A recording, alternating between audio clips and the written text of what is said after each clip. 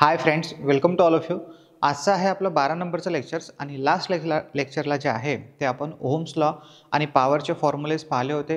Then त्याच्यानंतर आपण त्याच्यावरचे MCQसुद्धा पाहिलेले आहे जे अत्यंत महत्त्वाचे होते आणि होप तुम्ही ते आधी सॉल्व केले असेल, देन पाहिले असेल, त्याच्यानंतर पुन्हासुद्धा प्रॅक्टिस केली असेल आणि जेवढेही हे लेक्चर्स झालेले आहे याच्या पूर्ण नोट्स व्यवस्थित तुम्ही लिहिल्या असतील आणि त्याच्यावर रिव्हिजन चालू असेल. तर आजचं जे लेक्चर्स आहे या लेक्चरमध्ये आपल्याला पाहायचं आहे photovoltaic generated electricity, magnetically generated electricity and then मग पुढचा आपला टॉपिक आहे colour coding, register colour coding. तर जेवढे टॉपिक जास्त होतात तेवढे आपण पाहू आजच्या लेक्चर्समध्ये. तर आठवते आपण मेन टाईप पाहिला होता जनरेटेड इलेक्ट्रिसिटी जनरेशन टाईप्स. तर इलेक्ट्रिसिटी जनरेशन टाईप्स किंवा टाईप्स ऑफ इलेक्ट्रिसिटी जनरेशन, तर तिथे आपण 3 टाईप पाहिले होते. एक आहे केमिकली जनरेटेड इलेक्ट्रिसिटी, दुसरा आहे फोटोवोल्टिक जनरेटेड इलेक्ट्रिसिटी आणि तिसरा आहे मॅग्नेटिकली जनरेटेड इलेक्ट्रिसिटी. तर आता जे केमिकली जनरेटेड इलेक्ट्रिसिटी आहे ते आपलं पाहून झालेलं आहे ऑलरेडी. आपण कशा म्हणजे बेसिकमध्ये आपण बेसिक काय त्याला आपण थोडं डिटेलमध्ये म्हटलं तरी चालेल की बॅटरी होती, कंटेनर घेतलं, मग त्याच्यामध्ये आपण कॉपर आणि झिंकचे इलेक्ट्रॉड घेतले, त्याच्यामध्ये डायल्यूट सल्फ्युरिक ॲसिड घेतलं, मग त्याचा रेशो तुम्हाला माहीत आहे. मग कशा पद्धतीने इलेक्ट्रॉनचे ट्रान्सफर झाले आणि देन जे इलेक्ट्रॉड होते म्हणजे इलेक्ट्रॉड म्हणा किंवा प्लेट ते चार्ज झाले आणि चार्ज झाल्याच्या नंतर करंट कशा पद्धतीनं वाहला, करंटच्या डायरेक्शन्स आणि देन मग करंटची डेफिनेशन्स, व्होल्टेजच्या पूर्ण सिस्टमॅटिकली शिकवलेलं तुम्हाला. ईच अँड एव्हरी गोष्ट जी आहे ती सिक्वेन्स खूप मॅटर करतो. ठीक आहे. तर मग आपण current, EMF, voltage, power, energy ह्या सगळ्या डेफिनेशन्स पाहिल्या. चार्ज आपण याच्या आधीच पाहिला होता. ठीक आहे. आणि देन मग एनर्जी कॅल्क्युलेशन्स पाहिला आपण. पुढे मग ओहम्स लॉ आणि टाईप्स ऑफ पॉवर. ठीक आहे. तर आता त्याच्यामधला जो दुसरा टाईप आहे, दुसरा आणि तिसरा, तो राहिलेला आहे आपला फोटोवोल्टिक जनरेटेड इलेक्ट्रिसिटी आणि मॅग्नेटिकली जनरेटेड इलेक्ट्रिसिटी. आता हे जे फोटोवोल्टिक जनरेटेड इलेक्ट्रिसिटी आहे याचं एक्झाम्पल काय, तर आता तुम्हाला तिथे एक्झाम्पल लिहून दिलं होतं. याचं एक्झाम्पल आहे आपली सोलर प्लेट. दुसरा टाईप आहे आपल्याकडे फोटोवोल्टिक जनरेटेड इलेक्ट्रिसिटी. तर याचं एक्झाम्पल सोलर प्लेट. आता तुम्ही पाहिलं असेल की खूप सारे लोक म्हणा किंवा इंडस्ट्रियल किंवा कमर्शियल ठिकाणी आपल्याला घरगुतीमध्ये पण सोलर प्लेट्स लावलेल्या दिसतात, घरगुती, इंडस्ट्रियल. आता सोलर फार्मिंगसुद्धा आहे. म्हणजे ज्या शेतकऱ्यांच्या जमिनी पडीत आहे त्यांना गव्हर्नमेंटकडून काही सबसिडी घेऊन त्यांच्या शेतामध्ये पूर्ण सोलर प्लेट बसून आणि त्याच्यापासून जी इलेक्ट्रिसिटी तयार होईल ती परत आपल्या कंपनीला विकून आपण त्याचे म्हणजे MSEDCला विकून त्याच्यापासून शेतकऱ्यांना इन्कमसुद्धा होत आहे. तर याला आपण सोलर फार्मिंग असं म्हणतो. तर हे जे आहे सोलरचे जे कन्सेप्ट आहे इलेक्ट्रिसिटी जनरेट होण्याचा, हा सिम्पल आहे एकदम. तर तो आपण पाहू.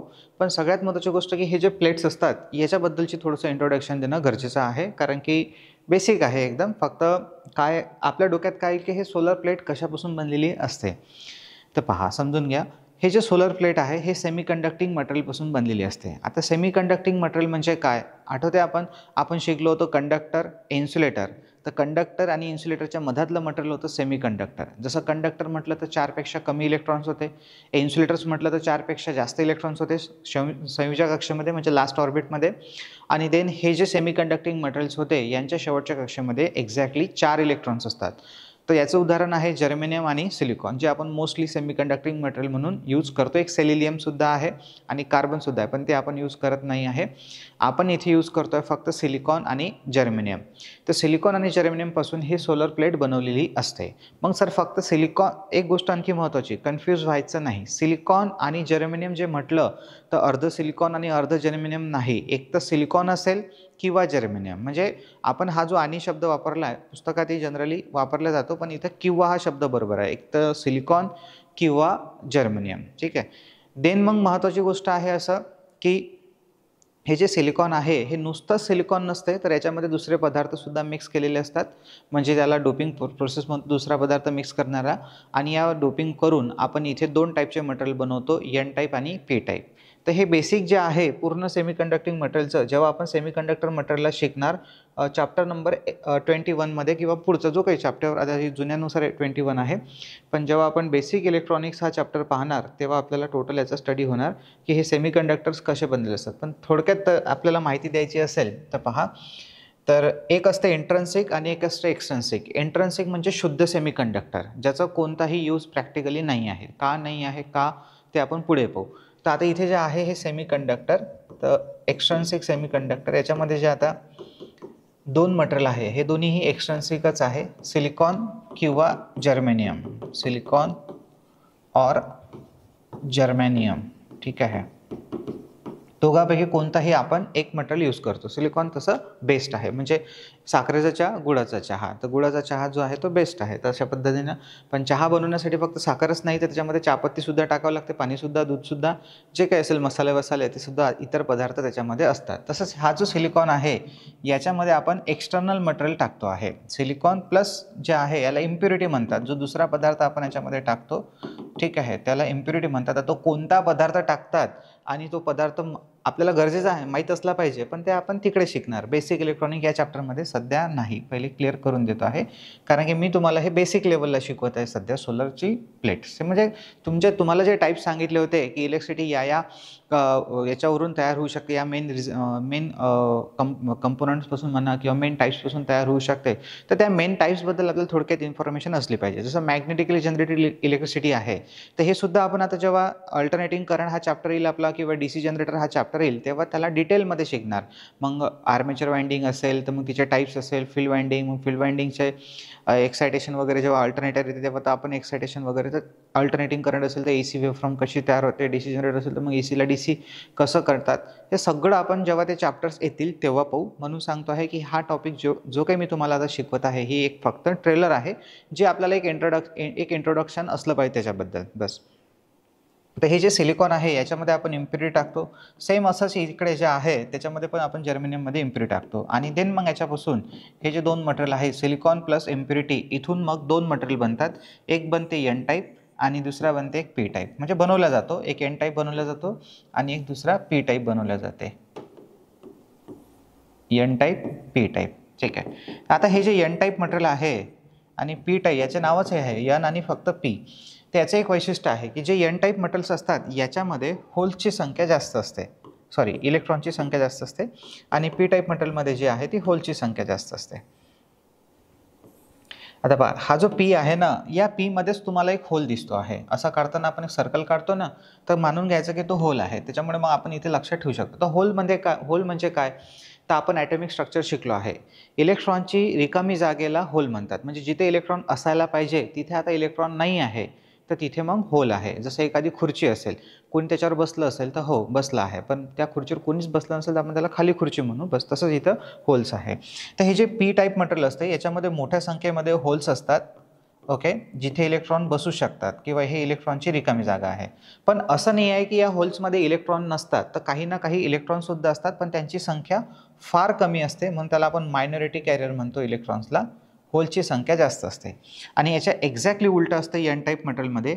N टाईप मटेरियलमध्ये इलेक्ट्रॉनची संख्या जास्त असते. जे मी आता डार्क सर्कल दाखवत आहे, हे डॉट्स, हे मानून घ्या इलेक्ट्रॉनची संख्या आहे, आणि हे जे आपण 0 दाखवलेले आहे हे होल्स आहे. तर आता N टाईपमध्ये सुद्धा होल्स असतात, पण ते फार कमी असतात, ठीक आहे. तर पहा, ते इथे जे आहे N टाईप मटेरियलमध्ये मेजॉरिटी जे आहे ते होल्सची असते.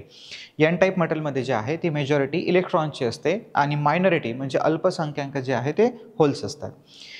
इकडे जर गेलो आपण तर P टाईपमध्ये P होल दिसतो आहे आपल्याला. तर मोठ्या संख्या होल म्हणजे जास्त करून होल्स आहेत मोठ्या संख्येमध्ये, म्हणजे मेजॉरिटी जे आहे ते होल्सचे आहे आणि मायनॉरिटी जे आहे ते इलेक्ट्रॉनचे आहे. तर अशा पद्धतीने आपण दोन N टाईप आणि P टाईप मटेरियल बनवतो. सेम एक्झॅक्टली हाच फॉर्मॅट जर्मेनियमसाठी सुद्धा फॉलो केला जातो. म्हणजे आपण इथे जर्मेनियम घेऊ आणि त्या जर्मेनियममध्ये आता हे सेम इम्प्युरिटी म्हणजे दुसऱ्या इम्प्युरिटी असतात. आता त्या कोणत्या आहेत त्या मी तुम्हाला ऑलरेडी क्लिअर केलेल्या आहे की ते आपल्याला पाहिजे नाही आहे सध्या. कारण का मित्रांनो, कारण की हा जर टॉपिक आपण इथेच पाहिला तर इथंच आपलं सेमीकंडक्टर संपून जाईल. मग त्याला तेवढ्या डिटेलमध्ये आपल्याला शिकावं लागतं, सध्या नाही. तर सध्या तुमच्या डोक्यात जो प्रश्न पडतो फक्त की हे कोणतं मटेरियल आहे बस त्या मटेरियलचा त्या क्वेश्चनचं हे तुम्हाला आन्सर आहे एक शॉर्टकटमध्ये, बस. तर सिलिकॉन आणि जर्मेनियम मिक्स करून वापरत नाही, हे सुद्धा लक्षात ठेवा. एक तर सिलिकॉन और जर्मेनियम हे आपण इथे वापरतो. तर सिलिकॉन असेल तर त्याच्यामध्ये त्याच्यानुसार इम्प्युरिटी टाकल्या जाते, जर्मेनियम असेल तर जर्मेनियमनुसार इम्प्युरिटी टाकल्या जाते. पण त्या दोघांपासूनही N टाईप P टाईप, इकडे पण N type P type material असे बनवतात. आणि देन मग या N आणि P टाईप मटेरियलला एकत्र करून ही आपली सोलर प्लेट बनते.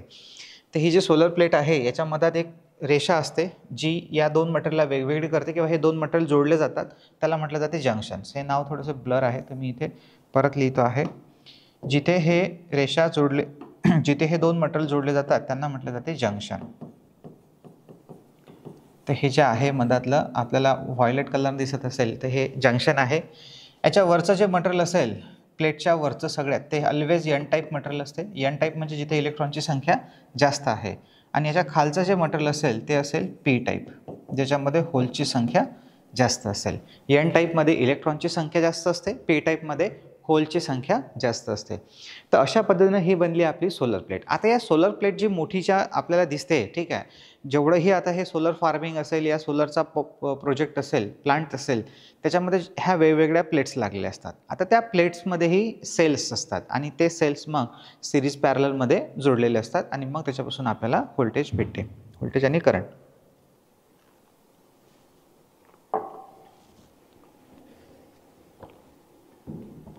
तर आता इथे वर्किंग कसं आहे याचं पहा. हे जे सोलर प्लेट आहे आपल्याला माहीत आहे सनच्या कॉन्टॅक्टमध्ये आली पाहिजे, सूर्यप्रकाशामध्ये आली पाहिजे. तर जेव्हा याच्यामध्ये फोटॉन्स म्हणजे सूर्यप्रकाश पडतील, ठीक आहे, या सोलर प्लेटवर जे आहे, आता हा आपला सपोज सन जो आहे तो इथे सूर्यप्रकाश टाकत आहे, बिना प्रकाशाची वीज निर्मिती होणार नाही, हा लॉजिक आहे. आठवते का म्हणजे मला जेव्हा ॲटॉमिक स्ट्रक्चर शिकवत होतो तेव्हा तुम्हाला काय सांगितलेलं आहे की जे संयुजा कक्ष असते त्या संयुजा कक्षामधल्या इलेक्ट्रॉनचं वहन होऊ होते आणि जेव्हा त्या इलेक्ट्रॉनचं वहन होते तेव्हा त्याला आपण फ्री इलेक्ट्रॉन म्हणतो, बरोबर. आणि जोपर्यंत तो त्या कक्षेमध्ये आहे तोपर्यंत त्याला आपण व्हॅलेन्स इलेक्ट्रॉन म्हणतो. प्रश्न असा होता की जे शेवटच्या कक्षेमध्ये इलेक्ट्रॉन्स आहे ते तेव्हाच फ्री होतात जेव्हा त्याच्यावर आपण काहीतरी बाह्य ऊर्जा लावतो. जोपर्यंत आपण त्याच्यावर बाह्य ऊर्जा लावत नाही तोपर्यंत ते फ्री होत नाही. हे आठवत असेल मी तुम्हाला सांगितलेलं आहे. जसं आपण केमिकली जनरेटेडमध्ये बाह्य ऊर्जा केमिकल टाकलं होतं, तसं आता इथं बाह्य ऊर्जा कशामार्फत आहे, तर हे जे किरण आहे याला म्हणतात फोटॉन. फोटो आणि हे फोटॉनवरून, ठीक आहे. तर हे जे फोटॉन आहे जेव्हा याच्यावर पडतात तेव्हा हे प्लेट हीटअप होते आणि हीटअप झाल्यामुळे इथून इलेक्ट्रॉन्स रिलीज होतात, म्हणजे इलेक्ट्रॉन्स हे मुक्त होतात आणि इलेक्ट्रॉन मुक्त झाले की इलेक्ट्रॉनचं वहन सुरू होते जर सर्किट कंप्लीट असेल तर, आणि आपल्याला इलेक्ट्रिसिटी मिळते. बाकी मग पुरी पिक्चर तशीच आहे. वायर्स आहे, वायरमधून इलेक्ट्रिकल सप्लाय वाहणार, म्हणजे आता इथे जे तयार होणारी इलेक्ट्रिसिटी आहे ती आहे DC. केमिकलीमध्ये जी इलेक्ट्रिसिटी तयार झाली होती ती सुद्धा DC होती आणि सोलर प्लेटपासून जे वीज भेटते ते सुद्धा DC आहे. पण सर आमच्या घरी तर अप्लायन्सेस इलेक्ट्रिकलमध्ये आहे, तर पहा तुमच्या घरी जर सोलर लागलेलं असेल तर तिथे तुम्हाला इन्व्हर्टरसुद्धा दिसेल, ठीक आहे, ज्याला UPSसुद्धा म्हणतात. तर हे जे इन्व्हर्टर्स आहे हे त्या DCला AC कन्वर्ट करण्याचं काम करते आहे. ओके, ते इथे आपल्याला जो आउटपुट सप्लाय भेटेल तो DC भेटेल. तर इथे एक लॅम्प दाखवलेला आहे तुम्हाला, ओके, आणि या लॅम्पमधून हा आपला करंट फ्लो होत आहे, ठीक आहे. तर करंटची डायरेक्शन जी आहे ती अशी दाखवलेली आहे आणि N प्लेटकडून P प्लेटकडे, ठीक आहे. आता N कडून P प्लेटकडे का दाखवली, कारण हे जे ॲरो दाखवलेले आहे इलेक्ट्रॉन्सच्या डायरेक्शननुसार दाखवलेले आहे. तर इथे N टाईपमधून इलेक्ट्रॉन्स निघतील आणि हे इलेक्ट्रॉन जे आहे हे बाहेरून P टाईप मटेरियलकडे वाहतील, आतून नाही, ठीक आहे, बाहेरून वाहतील. आता त्याच्या मागचे रिझन जे आहे ते तुम्हाला नंतर बेसिक इलेक्ट्रॉनिक जेव्हा चॅप्टर मी शिकवेल तेव्हा कळेल, ठीक आहे. इथे जंक्शन बॅरियर काय असते, मग ते कसं तुटते वगैरे, ठीक आहे, डिफ्लेक्शन लेअर वगैरे सगळे कन्सेप्ट आहे. तर इथून हे इलेक्ट्रॉन्स निघाले या लॅम्पमध्ये जातील, लॅम्पमध्ये जाईल तर लॅम्पमध्ये फ्रिक्शन होईल, फ्रिक्शन झाल्याने हीट तयार होईल, ती हीट आपल्याला लाईटच्या स्वरूपात भेटेल आणि मग हे जे इलेक्ट्रॉन्स आहे हे परत P टाईप मटेरियलमध्ये येतील. P टाईपमध्ये, कारण की P टाईपमध्ये होल्स आहे म्हणजे इलेक्ट्रॉनला बसण्यासाठी जागा आहे, तर असे इलेक्ट्रॉन्स येतील. पण परत पहा की कसं आहे, चाबूक घेऊन हा सूर्यप्रकाश लागलेलाच आहे. जसा हा P टाईप मटेरियलमध्ये इलेक्ट्रॉन्स येतील परत ते चला समोर निघा लागते बा आपल्याला, तर परत मग N टाईप मटेरियलमध्ये येतील.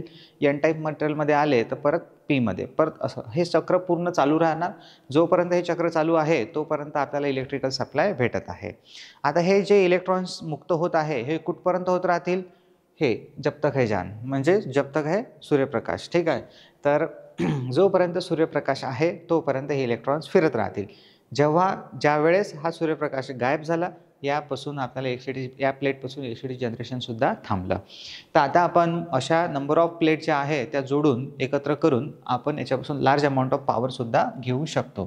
तर इथे लक्षात ठेवा की जो आपल्याला सप्लाय भेटतो आहे तो DC. तर इथे DC आउटपुट, AC नाही.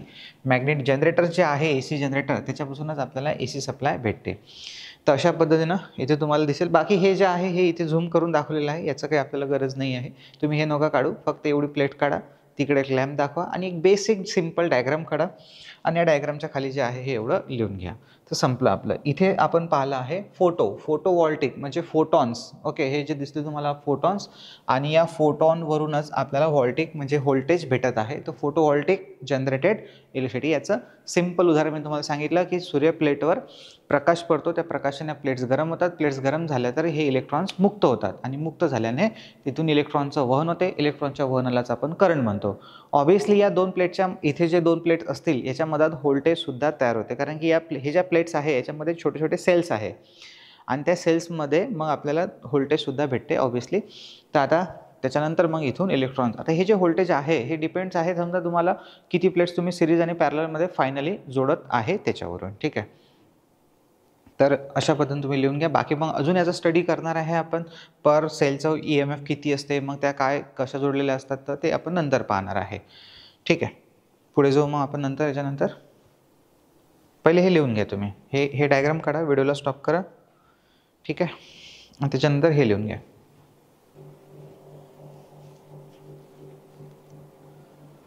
ओके, पहा आता हे झालं आपलं फोटोव्होल्टिक, आणि पुढे पाहायचं आपल्याला आता मॅग्नेटिकली जनरेटेड इलेक्ट्रिसिटी. तर तुमच्यासमोर आता इथे एक जनरेटर सेट दिसतो आहे, याला आपण जनरेटर DG सेटसुद्धा म्हणतो, म्हणजे डिझेल इंजिन आहे आणि एक जनरेटर आहे DG, डिझेल इंजिन आणि जनरेटर. तर इथे जे आहे हे इंजिन लिहिलं मी फक्त, तर डिझेल इंजिन आहे हे बाजूला, जे ट्रॅक्टर वगैरे फोर व्हीलरला आपल्याला दिसते. आता डिझेल इंजिनचं वर्किंग कसं आहे, तर कॉम्बिशनवर जी हीट तयार होते त्याच्यावर पिस्टन्स मूव्ह होतात, आणि पिस्टन्स मूव्ह झाल्याच्या नंतर इथे मेकॅनिकल पॉवर तयार होते. आता हा जो जनरेटर आहे, या जनरेटरचं म्हणणं काय आहे, जनरेटर काय करतो, सगळ्यात पहिले तर इलेक्ट्रिसिटी जनरेट करतो आहे, म्हणजे इलेक्ट्रिसिटी तयार करतो आहे. पण इलेक्ट्रिसिटी किंवा कोणतीही पॉवर तयार होऊ शकत नाही डायरेक्टली, म्हणजे आता इथे आपण म्हणतो की त्या एनर्जीला आपण कन्वर्ट करतो. ठीक आहे, म्हणजे एनर्जीचा रूल तुम्ही पाहिला असेल, एनर्जी लॉ ज्याला म्हणतो आपण, energy neither be created nor be destroy. म्हणजे जी ऊर्जा आहे ती तयारी करता येत नाही आणि नष्टसुद्धा करता येत नाही, तिला एका फॉर्ममधून दुसऱ्या फॉर्ममध्ये फक्त बदलता येते. तसंच इथे आहे, हा जनरेटर जो आहे न फिरवता, याला जर आपण नाही फिरवलं तर हा इलेक्ट्रिसिटी देणार नाही आपल्याला, बरोबर. सेम तसं इथं आहे की या जनरेटरपासून जर आपल्याला इलेक्ट्रिसिटी घ्यायचं असेल, तर याचं म्हणणं काय आहे की तुम मुझे घुमाओ, म्हणजे तुम मुझे मैकेनिकल पावर दो, मैं तुम्हें इलेक्ट्रिकल पावर दूंगा. जर आपण याला फिरवलंच नाही, याला म्हणजे याला काही पाळण्यात टाकून फिरवावं लागेल का, नाही. याला फिरवणं म्हणजे याचा जो शाफ्ट आहे याच्या शाफ्टला आपल्याला फिरवायचा आहे, शाफ्टला मेकॅनिकल पॉवर द्यायची आहे. याचा शाफ्ट जेव्हा फिरेल तेव्हा आतमधला रोटर फिरेल, आणि रोटर फिरतील तेव्हा वाइंडिंग्स फिरेल. वाइंडिंग फिरल्या तर इलेक्ट्रिसिटी जनरेट होईल, म्हणजे चुंबकीय क्षेत्र कापलं जाईल, वीज तयार होईल, आणि ती वीज जी आहे कॉइल्समध्ये तयार झालेली ती आपल्याला बाहेर भेटेल. बेसिक आहे, जे बेसिक मी तुम्हाला जेव्हा चॅप्टरचं इंट्रोडक्शन सांगितलं होतं, या आठवत असेल तर हिस्ट्री, तेव्हा मी तुम्हाला Faraday's law of electromagnetic induction, त्याचं इयर आणि त्यांचा कन्सेप्ट काय होता ते सुद्धा तुम्हाला एक्सप्लेन केलेला आहे. 1820 आहे, 1820चा ऑरेस्टोड लॉ इलेक्ट्रोमॅग्नेटिझम, की इलेक्ट्रिक करंटमुळे काय तयार होते, चुंबकीय क्षेत्र. त्याच्या एक्झॅक्टली उलटा आहे हा, की कंडक्टरला जर आपण चुंबकीय क्षेत्रामध्ये फिरवलं, एक्झॅक्टली उलटा आहे. म्हणजे काय उलटा आहे, 1831चा फॅरेडेजचा लॉ, ज्याला आपण Faraday's law of electromagnetic induction म्हणतो, ज्यांनी दोन लॉ मांडले, फर्स्ट लॉ आणि सेकंड लॉ म्हणून ओळखला जातो. तर तो जो फर्स्ट लॉ आहे, त्या फर्स्ट लॉमध्ये त्यांनी सांगितलं की इलेक्ट्रिसिटी कशी तयार होते, बरोबर. तर इलेक्ट्रिसिटी कशी तयार होते याच्यासाठी त्यांनी काय सांगितलं की जेव्हा केव्हा एखादा कंडक्टर किंवा कॉईल चुंबकीय क्षेत्र कापेल, बस सरळ सोप्या भाषेमध्ये चुंबकीय क्षेत्र कापेल, मग त्याच्यासाठी एक तर कॉईल फिरती असू द्या किंवा मग कॉईल स्थिर असून चुंबकीय क्षेत्र फिरत असू द्या. ठीक आहे, पण कॉईलकडून चुंबकीय क्षेत्र कापल्या गेलं पाहिजे. जर कॉईलकडून चुंबकीय क्षेत्र कापल्या जात असेल तर कॉईलमध्ये EMF तयार होणार, म्हणजेच असा फोर्स तयार होणार जो इलेक्ट्रॉनला मोटिव्ह करू शकतो. पण ते इलेक्ट्रॉन मोटिव्ह तेव्हाच होणार जेव्हा सर्किट कंप्लीट असेल, आणि जेव्हा ते इलेक्ट्रॉन्स वाहतील तेव्हा त्या इलेक्ट्रॉनच्या वहनाला आपण करंट असे म्हणू. एकदम सिंपल आणि सोपी थेरी, सिंपल सोपी एकच असते, पण सिंपल थेरी आहे. ठीक आहे, बोलता बोलता कळते माणसाला की नाही, ठीक आहे बा, आता आपण सिंपली बोललो आहे आणि सोपंही बोललो आहे. ठीक आहे, तर थोडंसं भावना में बह जाता आदमी. तर हे जे जनरेटर आहे, हे याच्यात आपल्याला डिझेल टाकावं लागेल. जे डिझेलच्या सहाय्यानं हा इंजिन आपल्याला मेकॅनिकल पॉवर देणार.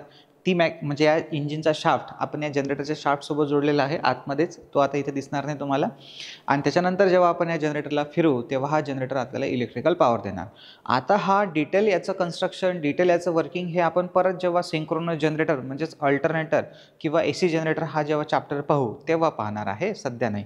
सध्या फक्त जे बेसिक आहे ते सांगतो आहे की चुंबकाने आपला टॉपिक काय आहे, मॅग्नेटिकली जनरेटेड इलेक्ट्रिसिटी, जे तुम्हाला ऑलरेडी मी याच चॅप्टरमध्ये एकदा सांगितलेलं आहे. हे परत दुसऱ्यांदा सांगून राहिलेलं आहे, कारण की जो पॉईंट मी तुम्हाला लिहून दिला होता त्याला अधुरा सोडता येत नाही आपल्याला.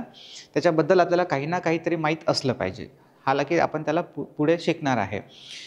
तर मॅग्नेटिकली जनरेटेड इलेक्ट्रिसिटीमध्ये बरं, आता हा जो जनरेटर आहे याला वायर्स आहे, काही मीटर्स लावून ठेवलेले आहे की किती व्होल्टेज आहे, किती करंट आहे चेक करण्यासाठी, फ्रिक्वेन्सी किती वगैरे आहे. तर पण याच्या आतमध्ये असं काय आहे, तर सिंपल माहीत आहे आपल्याला की याच्या आतमध्ये असं काही वेगळं नाही आहे, जस्ट फक्त वाइंडिंग आहे. वाइंडिंग ही कॉपर वायरपासून बनलेली आहे. कॉपरच का, ॲल्युमिनियम का घेतलं नाही आपण, सोनं का घेतलं नाही, गोल्ड का घेतलं नाही. गोल्डही घेतलं असं चाललं असतं बरोबर, पण परवडला नसता. जनरेटर आज लावलं उद्या चोरी गेला असता, ठीक आहे, असो. तर पॉसिबलच नाही आहे. आपण ॲल्युमिनियम आणि कॉपरमध्ये कॉपरलाच का चूज केलं, कारण की कॉपरची जी रेजिस्टिव्हिटी आहे ती कमी आहे, म्हणजे करंटला तो जास्तीत जास्त वाहून नेऊ शकतो. रेजिस्टन्स खूप मॅटर करते तारेचा, कारण की रेजिस्टन्स जेवढा कमी असेल तेवढा, कारण की ती जी वाइंडिंग आहे जी कॉपरपासून किंवा तुम्ही ॲल्युमिनियमपासून बनवत आहे, बरोबर आहे, ती वीज तयार करते. पण ती वीज तयार केल्याच्या नंतर म्हणजे जेव्हा ती EMF तयार करते म्हणजे व्होल्टेज तयार करते, तर ते तयार केलेल्या व्होल्टेजपैकी काही व्होल्टेज ते स्वतःमध्ये सुद्धा ड्रॉप करून घेते त्या वाइंडिंगच्या जेवढ्याही कॉइल्स असतील त्या कॉइल्समध्ये.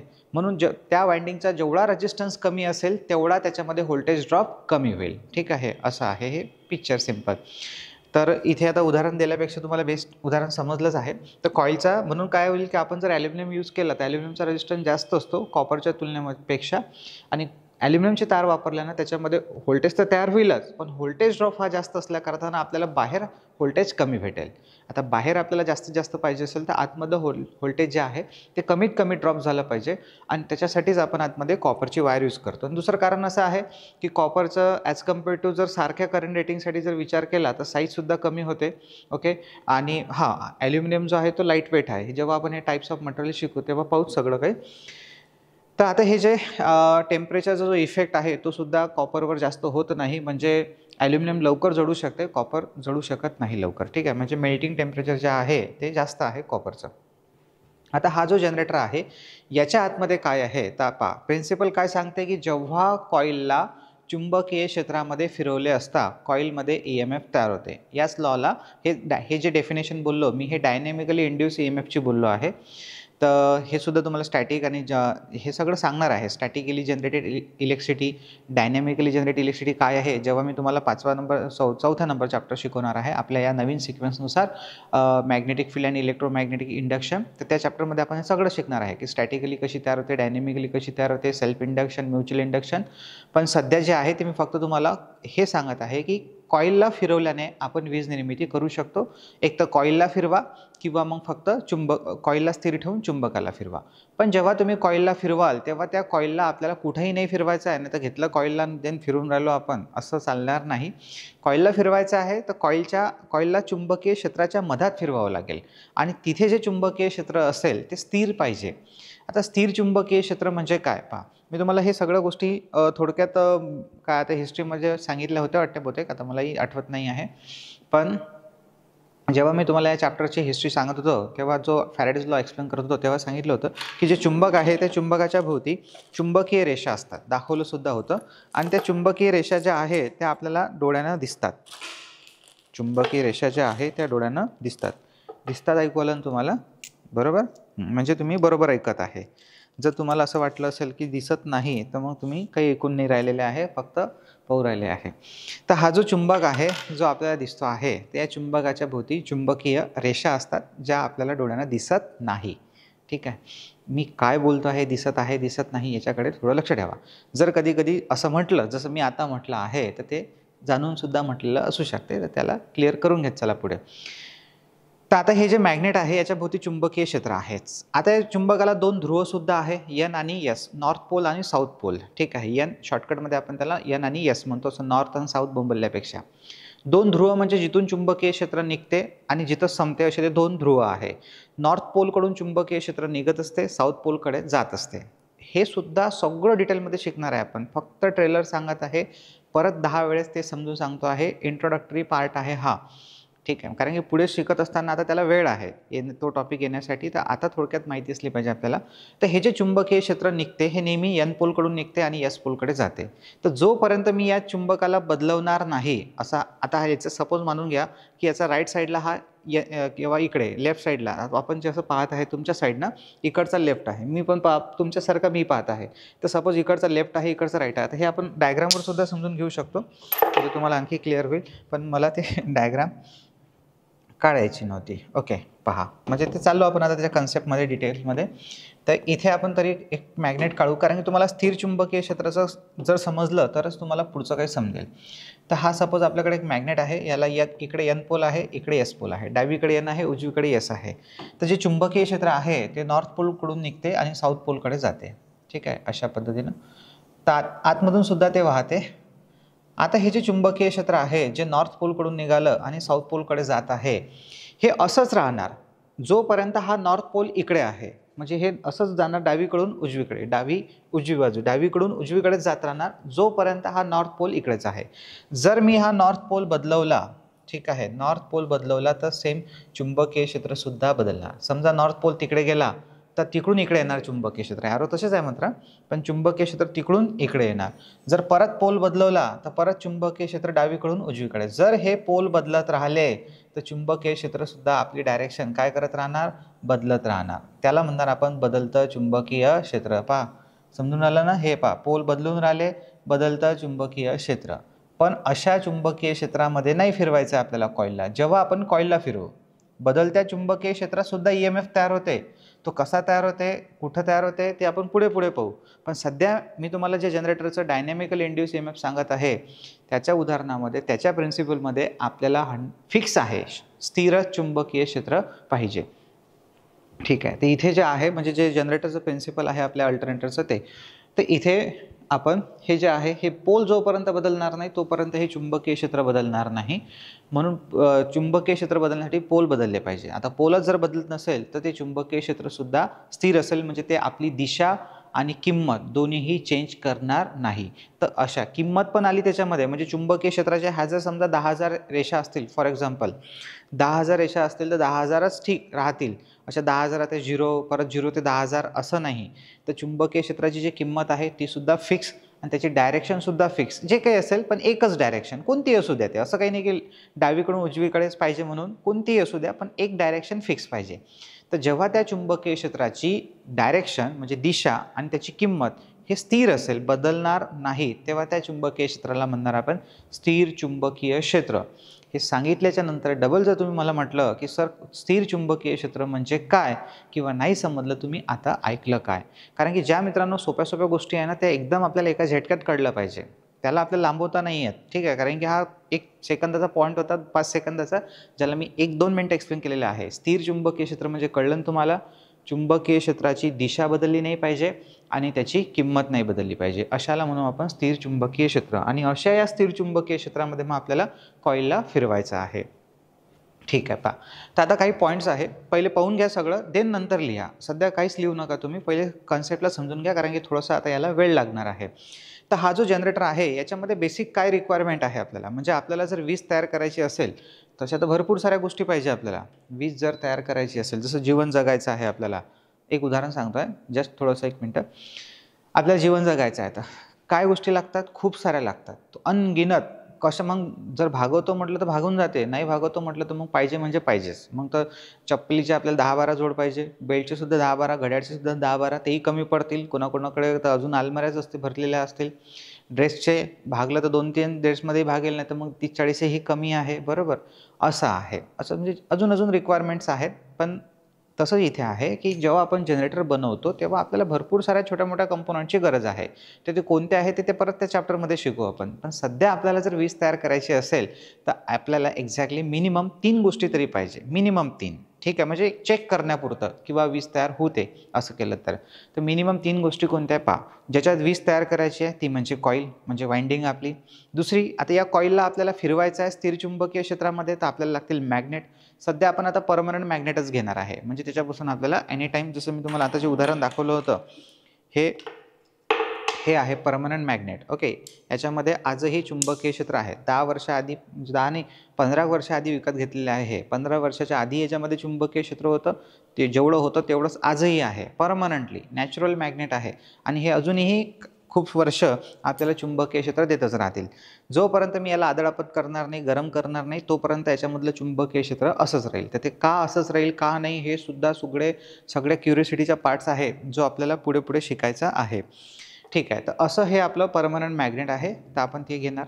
तिसरी गोष्ट आहे याला फिरवण्यासाठी लागणारं प्राइम मूव्हर. कारण की हे पहा, इथे यूज केलेलं आहे आपण हे प्राइम मूव्हर, बरोबर, जे याला फिरवणार आहे. आता आपण तर स्वतः हातानं फिरवणार नाही आहे. आपण जर याला फिरवणार, एवढ्या स्पीडनं फिरवू शकणार नाही. आणि बरं फिरवलं आणि वीज तयारी झाली आणि मग ती वीज तुम्ही फॅनला दिली आणि फॅनखाली हवा घेऊन राहिले. पहा आता इमेजिन करा, फॅन लाईट लागलेला तर ठीक आहे बा, काही हरकत नाही. पण फॅनखाली तुम्ही हवा घेऊन राहिले आणि हा फॅन तुम्हाला हवा देऊन राहिला, त्यासाठी तुम्ही याला फिरवू राहिले जोरात, बरोबर. काय फायदा, याला फिरून तिकडून हवा घेतल्यापेक्षा एक साधा पंखा घ्या आणि असा फिरवा, बरोबर, तुम्हाला हवा भेटून जाईल. एवढं सारं एनर्जी कन्वर्ट करण्याचं कामही नाही आणि लॉसचंही गरज नाही आहे. तर आपण तर काय आपल्याला याला हातानं फिरवणार नाही, मग काय दुसऱ्याच्या हातानं फिरवणार, तर तेही पॉसिबल नाही आहे. तर याच्यासाठी लागेल आपल्याला इंजिन. आता तुमच्या डोक्यात ज्या काही आयडियाज असतील, सर आपण याला पवनचक्कीनं फिरवून, यानं फिरू, त्यांना फिरू, तर ऑब्व्हियसली मग तुम्ही झाले एक सायंटिस्ट, बरोबर. आता जेव्हा आपण इलेक्ट्रिकल पॉवर जनरेशन टाईप पाहू, म्हणजे चॅप्टर पाहू, तेव्हा सगळे येतात त्याला फिरवण्यासाठी. आजपर्यंत कोणकोणत्या पद्धती आहेत फेमस, त्या सगळ्या आपण तेव्हा तिथे शिकू. त्याच्या व्यतिरिक्त जर काही तुमच्या डोक्यामध्ये आले, तर आपण तशा पद्धतीने सुद्धा वीज तयार करू शकतो. तुम्ही काहीही करा. ओके, सायकलला लावू सर आपण जनरेटर, सायकलच्या पायडलनं फिरू, हां, ते सगळे ऑप्शन्स आहे, काही प्रॉब्लेम. पण इथे आपल्याला एक चांगलं असं प्राइम मूव्हर लागेल, प्राइम मूव्हर जे याला फिरवणार. तर प्राइम मूव्हर म्हणजे काय, तर जनरेटरला फिरवणारं यंत्र. ठीक आहे, तर अशा 3 गोष्टी आहे. आता ही जे कॉईल आहे, या कॉईलमध्ये आपली वीज तयार होईल. आपण काय शिकत आहे सध्या, तर आपण शिकत आहे रिक्वायरमेंट ऑफ इलेक्ट्रिसिटीचे, म्हणजे रिक्वायरमेंट ऑफ जनरेटर. तर जनरेटर म्हणजे जर आपल्याला जनरेटरसाठी रिक्वायरमेंट असेल, तर बेसिक या 3 गोष्टीची रिक्वायरमेंट असेल. पहा, तर इथे मी काही पॉईंट्स लिहून ठेवलेले आहे ऑलरेडी, कारण की जिथे वेळ आपल्याला वाचता येईल तिथे आपण वाचू. तर मी तुम्हाला ऑलरेडी हे तोंडी सांगितलेले आहे. ठीक आहे, तर ते आपण पाहून घेऊ आता. ठीक आहे, पहा, फॉर इलेक्ट्रिकल पॉवर जनरेशन. तर फॉर इलेक्ट्रिकल पॉवर जनरेशन आपल्याला बेसिकली 3 गोष्टीची गरज आहे. एक म्हणजे कॉपरची वायर, ज्याच्यापासून आपण कॉईल बनवणार, म्हणजेच त्याला आर्मेचर वाइंडिंग असे म्हणतात. एकदम बारकाईने लक्ष द्या. आता हा शब्द तुम्ही याच्या आधी पण ऐकलेला आहे, मे बी नसेल ऐकलं तर आता ऐकूनच राहिले आहे. तर का बरं मी तुम्हाला आता एक काळजीपूर्वक हे सांगतो आहे, कारण मी असे नगिने पाहिलेले आहे. नगिने तुम्हाला माहीत आहे, ओके, ॲटम्स, की त्यांना पुऱ्या बॅचमध्ये शिकवल्यानंतर, समजल्यानंतरही जर बॅचच्या शेवटी विचारलं, का रे आर्मेचर वाइंडिंग काय करते, तर हमको पता नाही, बरोबर. आर्मेचर वाइंडिंग चुंबकीय क्षेत्र तयार करते, आर्मेचर वाइंडिंग घुमतेच, बरोबर. पहा, आर्मेचर वाइंडिंगचे 2 काम असतात. जर DC मोटर म्हटलं किंवा मोटर म्हटलं तर तिथं ती मेकॅनिकल पॉवर तयार करते. पण जनरेटर जर म्हटलं तर ती इलेक्ट्रिकल पॉवर तयार करते. तर निदान मित्रांनो एवढं तरी डोक्यात ठेवा की जनरेटर, कारण हे फिक्स आहे, बदलणार नाही. आर्मेचर वाइंडिंग हे नाव आलं तर ती वीज तयार करण्यासाठीच वापरलेली आहे. हां, फील्ड वाइंडिंग हे नाव आलं तर ती स्थिर चुंबकीय क्षेत्र तयार करण्यासाठी असते. आता मी फील्ड वाइंडिंगबद्दल सध्या बोलतच नाही आहे, जस्ट फक्त सध्या हेच बोलतो आहे. तर ही कॉपरची वायर आर्मेचर वाइंडिंग. उद्या चालून जर विचारलं असं चुकून कोणाला तरी की आर्मेचर वाइंडिंग काय करते, तर आर्मेचर वाइंडिंग वीज तयार करते, त्याच्या आतमध्येच वीज तयार होते. दुसरी गरज काय आपल्याला, मॅग्नेटिक फील्डची, कॉन्स्टंट, तेही स्थिर चुंबकीय क्षेत्र, म्हणून इथे लिहिलं आपण कॉन्स्टंट मॅग्नेटिक फील्ड. आणि तिसरी आहे मेकॅनिकल पॉवर, जी आपल्याला प्राइम मूव्हरपासून भेटेल, आणि याचं उदाहरण लिहिलं आपण डिझेल इंजिन. आता हे जे इलेक्ट्रिकल पॉवर तयार होणार आहे याच्यासाठी प्रिन्सिपल म्हणजे सिद्धांत. पहा, प्रिन्सिपलला तत्व आणि सिद्धांत असं म्हणतात. सिद्धांत म्हणजे काय, त्याच्या नावातच त्याचा अर्थ लपलेला आहे. सिद्धांत म्हणजे ती गोष्ट करून पाहिली आहे आणि करून पाहिल्यानंतर ती सिद्ध झाली की असं केलं तर असं होतेच, बरोबर. जर आपण अभ्यास नाही केला तर फेल होणारच आहे, बरोबर. असं ऑब्व्हियसली बिना अभ्यास करायचं पास थोडी होणार आहे, आपण फेलच होणार आहे. तर आपण जर फेल झालं म्हणजे बिना अभ्यास करायचा, तर काही फायदाच नाही आहे. तर आपल्यालाही म्हणजे मला तुम्हाला सांगायचं होतं असं, की जर एक सांगतो आहे गोष्ट, जर आपल्याला पुढे जायचं असेल, 2 मिनिटं फक्त, जर आपल्याला पुढे जायचं असेल तरच आपल्याला गाडीला ॲक्सिलेटर द्यावं लागतं, बरोबर. जर आपल्याला शिकायचं असेल तरच आपल्याला शाळेत जावं लागतं, बरोबर. गाडी जर चढावर असेल तर तिला जर पुढे चढायचं असेल तरच तिला ॲक्सिलेटर द्यावा लागतो. जर गाडीचं आपण ॲक्सिलेटर काढलं तर गाडी ऑटोमॅटिक वापस येते. गाडी वापस येण्यासाठी कोणतेही एनर्जी ॲक्सिलेटर देण्याची गरज नाही आहे. शाळेत शिक्षित बनण्यासाठी शाळेत जावं लागते, बरोबर, म्हणजे एज्युकेटेड होण्यासाठी. अनएज्युकेटेडसाठी शाळेत जाण्याची गरज नाही आहे. आपण घरी बसलो, गल्लीगल्लीत फिरलो, झालो आपण म्हणजे अशिक्षित म्हणजेच अनएज्युकेटेड, ठीक आहे. त्यासाठी कोणती शाळा नाही आहे की बा ही शाळा आहे जिथं तुम्हाला अनएज्युकेटेड बनवते, असं काही कधी मी तर नाही ऐकलं, मे बी तुम्ही नाही ऐकलं, ठीक आहे. तर म्हणून सांगतो आहे की आपल्याला फोर्स आवश्यक असतो. तर सिद्ध आहे म्हणजे आता हे मला तुम्हाला वेगळी गोष्ट सांगायची होती, पण सांगतो आहे की आपल्याला सुद्धा तसंच आहे. म्हणजे त्याच्यामध्ये मला मोटिवेशन सापडलं, जे मला लाईन बोलायची होती त्याच्यामध्ये मोटिवेशन सापडलं, जे मी तुम्हाला आता आठवलं तर तुमच्याकडे पाठवलं, ठीक आहे. तर त्याला साठवून ठेवा. आठवलं, तुमच्याकडे पाठवलं, आता तुम्ही त्याला साठवून ठेवा आणि लक्षात ठेवा की आपल्याला जे आपण कार्य करत आहे त्याच्यावर रिव्हिजन करायचे आहे, कारण आपल्याला समोर जायचं आहे आणि हे लेक्चर्स कंटिन्यू पाहायचे आहे. ओके, ज्या दिवसाचं काम त्या दिवशी करायचं आहे, नाही तर मग आता आजचं लेक्चर उद्याचं लेक्चर अशानं ही बॅच जीवनातही तुमची कधी कंप्लीट होणार नाही. आणि 6 महिन्याच्या नंतर तुम्ही एकच म्हणणार की सर माझ्यानं काहीच नाही झालं, पहिला चॅप्टर झाला, याची हिंमतही म्हणणार नाही, तुम्ही हिंमतही नाही लावणार की मी एक चॅप्टर केला म्हणून, ठीक आहे. असे अलग अलग नगिने असतात. असं तर हे सिद्ध होतं ना की जर आपण अभ्यास नाही केला तर आपण फेल होणारच आहे. आणि करून पाहिलेलं आहे काही पोरांना, तुम्ही नका करून तुम्ही अभ्यास करा आणि लागून सिद्ध करा, ठीक आहे. असं आपण या सिद्धांतावरून थोडंसं मोटिवेशनकडे भटकलो होतो. तर हा जो शब्द आहे सिद्धांत म्हणजेच प्रिन्सिपल म्हणजेच तत्व, कारण की हे बेसिक गोष्ट आहे मित्रांनो, पहिल्या वेळेस सांगणं गरजेचं आहे. आता नेक्स्ट टाईम मी तुम्हाला प्रिन्सिपल म्हणजे काय आहे हे तुम्ही सांगणारही नाही, तुम्ही अजिबात विचारायचंही नाही आहे. तर इथे लिहिलेलं आपण कार्य करण्याचे तत्व किंवा सिद्धांत, प्रिन्सिपल. तर हे ऑलरेडी मायकल फॅरेडे यांनी 1831 एक्सपेरिमेंट केले, त्यांना सगळं सापडलं की EMF तयार होतो आणि त्याच्यानंतरच मग त्यांनी जगाला सांगितलं, ठीक आहे. तिथूनच जग हे चालत आहे, म्हणजे आपलं जनरेटर्स वगैरे जग चालत आहे. म्हणजे तिथं पहा काय लिहिलं आपण, Michael Faraday's law of electromagnetic induction यांचे 2 लॉ आहे, फर्स्ट लॉ आणि सेकंड लॉ. तर जो फर्स्ट लॉ आहे याच्यामध्ये काय सांगितलं की वीज कशी तयार होते, मी तर फक्त नावच लिहिलेलं आहे, फक्त सध्या लक्ष ठेवा, वीज कशी तयार होते. आणि दुसरं जे लॉ आहे ते त्याच्यामध्ये असं सांगितलेलं आहे की जे तयार होणारा EMF असतो, म्हणजे वीज तयार होणे म्हणजे तयार होणारा EMF असतो, तो कसा बदलतो किंवा कशावर डिपेंड असतो. आता दुसरा लॉ मी तुम्हाला शिकवणार नाही आहे सध्या, कारण की ऑलरेडी तो आपण 4थ्या चॅप्टरमध्ये पाहणार आहे आणि आपण त्याला लिहूनही घेणार नाही आहे. हां, फर्स्ट लॉ लिहायचा असेल तर तुम्ही शॉर्टकटमध्ये लिहून टाका. पहिले तर बोर्डवरचं हे लिहून घ्या पूर्णच्या पूर्ण, ठीक आहे. आणि मग त्याच्या खाली त्याचा लॉ लिहून घ्या.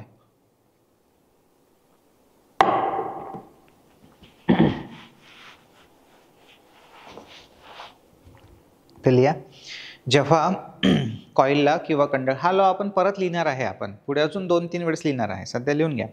जेव्हा आपण कॉइलला किंवा कंडक्टरला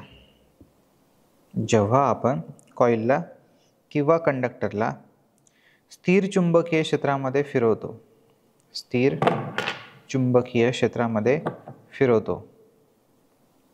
तेव्हा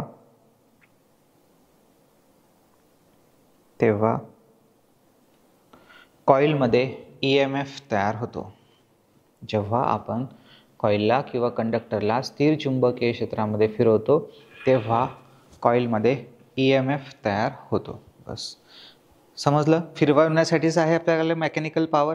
कॉइलमध्ये वीज तयार होईल आणि कशामध्ये फिरवायचं आहे तर स्थिर चुंबकीय क्षेत्रामध्ये, ठीक आहे. आता त्याच्यासाठी आपल्याकडे डायग्राम आहे डायरेक्टली, ठीक आहे, कारण हे डायग्राम काढायला कमीत कमी 5 मिनटं लागते, 5 मिनटं 10 मिनटं तेवढा वेळ आपल्याला वाचवायचा आहे, ठीक आहे. पहा, ते इथे 2 पोल दिसतात तुम्हाला, हे जे बॉक्स दाखवलेले आहे मी N आणि S पोल. सर एक N पोल सेपरेट असते का? नाही, N आणि Sला तुम्ही सेपरेट करूच शकत नाही. चुंबकाचा कितीही बारीकातला बारीक कण केला तुम्ही तरी त्याला 2 ध्रुव असतातच, ठीक आहे.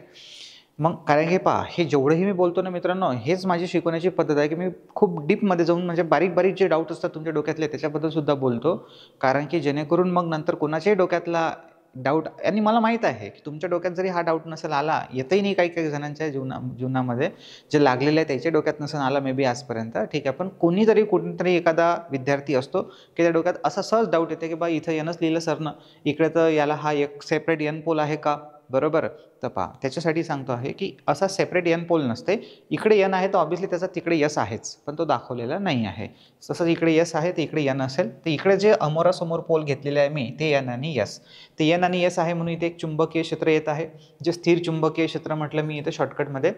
तर हे स्थिर चुंबकीय क्षेत्र का बरं आहे आता कळलं असेल तुम्हाला. स्थिर चुंबकीय क्षेत्र म्हणजे काय, तर ज्याची किंमत आणि दिशा ही फिक्स राहणार. तर इथे लिहू शकतो मी स्थिर चुंबकीय क्षेत्र म्हणजे काय, तर किंमत म्हणजे ज्या काही रेषांची संख्या असेल, किंमत आणि त्यांची दिशा ही कायम असेल. फिक्सला मराठीमध्ये म्हणतो आपण कायम, दिशा कायम असते.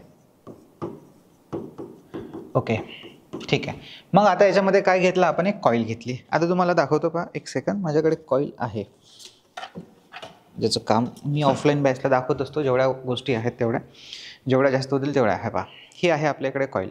लकीली लवकर भेटली, ते इथेच होती पोडियममध्ये. तर हे माझ्याकडे कॉईल आहे. हे अशी कॉईल ठेवली आपण इथं. ओके.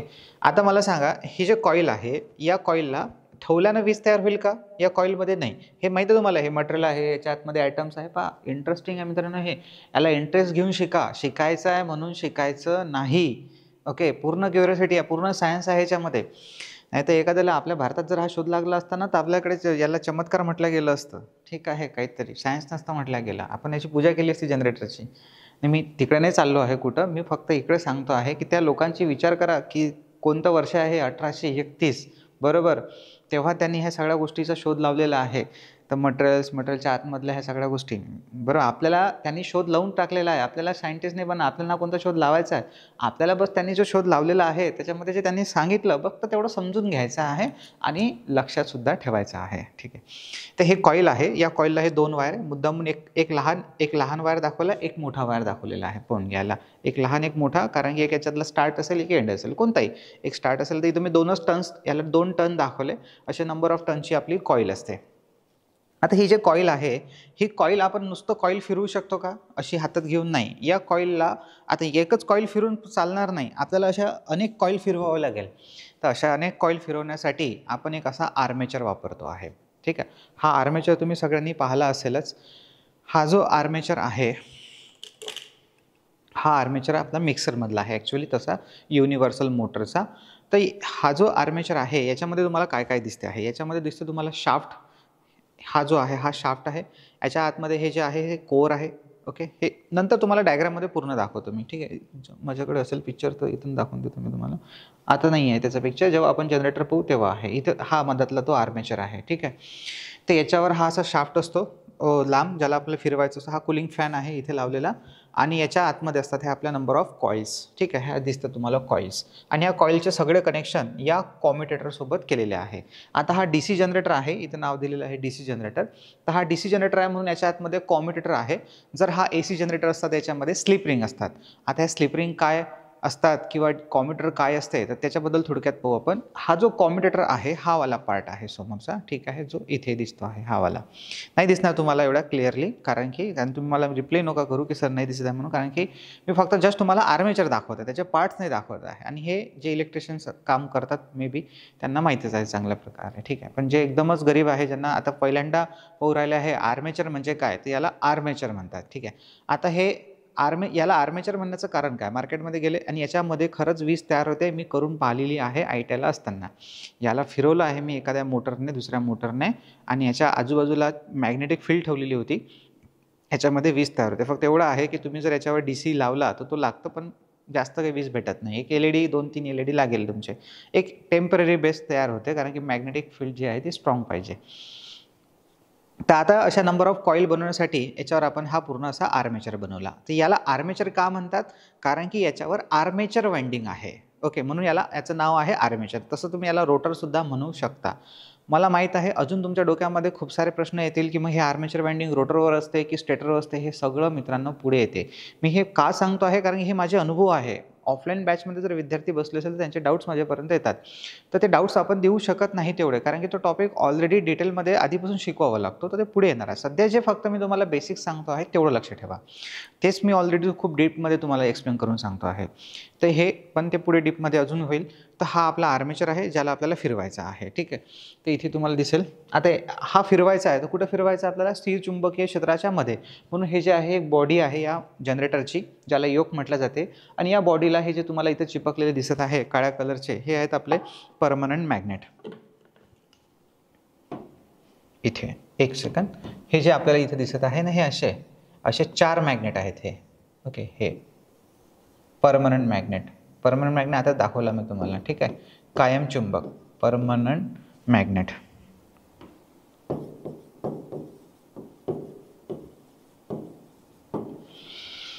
असे 4 आहे, 4 मॅग्नेट आहे म्हणजे 4 पोल आहे. आतमधल्या साईडनं याचे पोल असतील एन एस. समजा आता हा जर एन पोल असेल तर हा सुद्धा समोरचा एन असेल, हा एस आणि हा एस असेल, ठीक आहे. जेव्हा 4 पोल असतात तेव्हा समोरचे पोल सारखे असतात, अल्टरनेट पोल असतात, एन एस एन एस.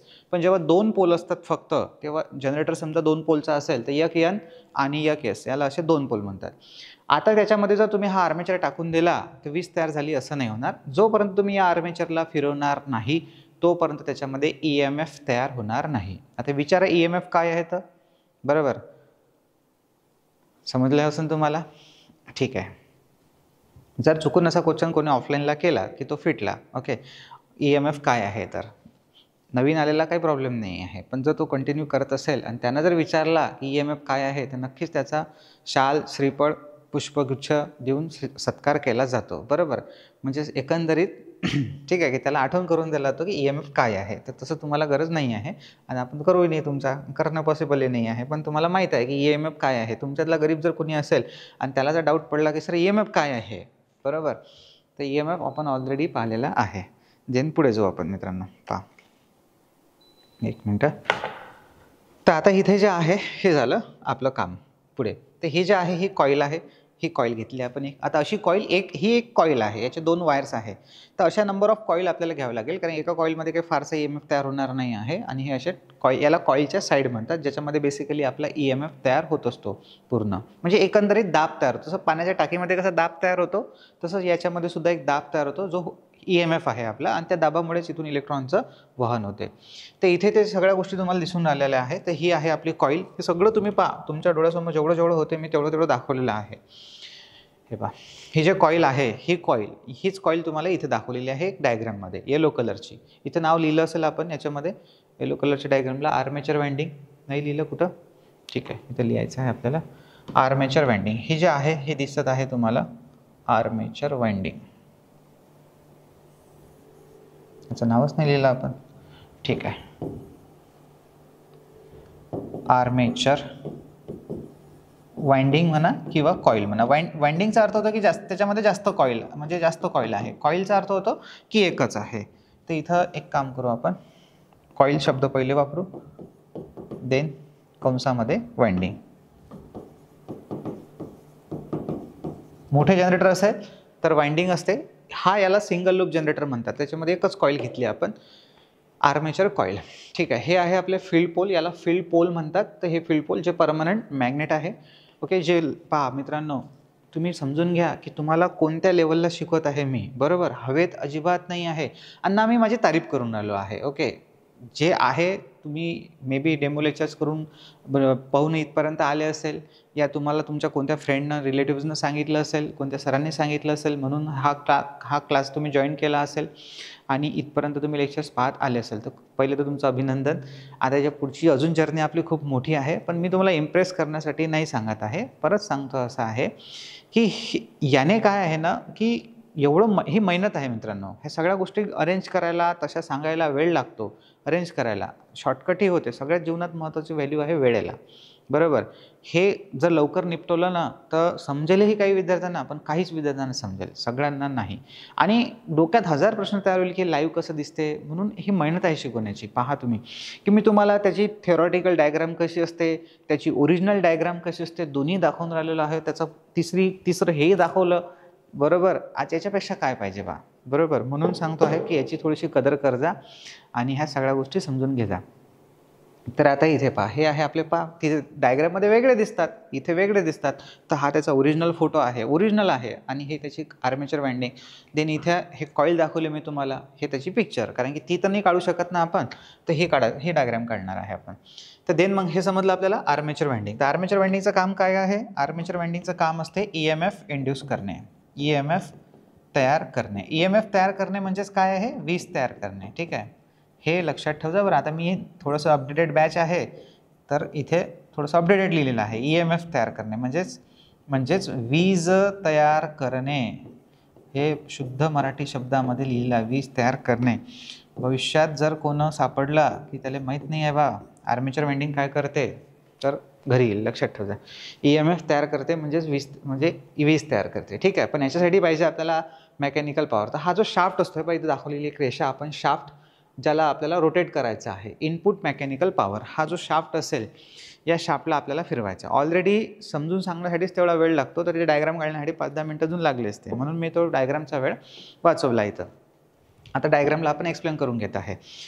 तर पहा, तर आता ही आपली येलो कलरची कॉईल आहे. तर कॉईल हे दाखवली मी तुम्हाला अजून, पण एक गोष्ट अजून महत्त्वाची सांगतो तुम्हाला. पहा, ही जे कॉईल आहे, ह्या कॉईलचे जे 2 टोकं आहे, या 2 टोकांना आपण डायरेक्ट वायर जॉईंट नाही करू शकत. एक सेकंड. ठीक आहे, हा जो आहे, समजा माझ्याकडे वायर आहे, हे दाताने इन्सुलेशन नाही काढलं पाहिजे आपण, मी काढून घेतो. सगळ्यात महत्त्वाची गोष्ट, एकदा असाच 1/18चा वायर होता आणि खूप लहान असेल मी तेव्हा, असंच दातांना सवय होती वायरचं इन्सुलेशन काढताना, आणि त्याला ऑलरेडी तो वायर काढलेलं होतं इन्सुलेशन, आणि असा आकोडा होता, त्याला टाकला तर दातात फसला. ठीक आहे, तर काढायला खूप स्ट्रगल लागले आणि ब्लडसुद्धा गेलं होतं. तर हे जे आहे, एक तर आपण वायर स्ट्रिपर असते त्याने काढलेलं पाहिजे, एक तर प्लायरचा यूज करा या मग कटरचा यूज करा. तर हा जो वायर आहे आपल्याकडे मल्टीस्टँड, समजा मी याच्या एका टर्मिनलला जोडला.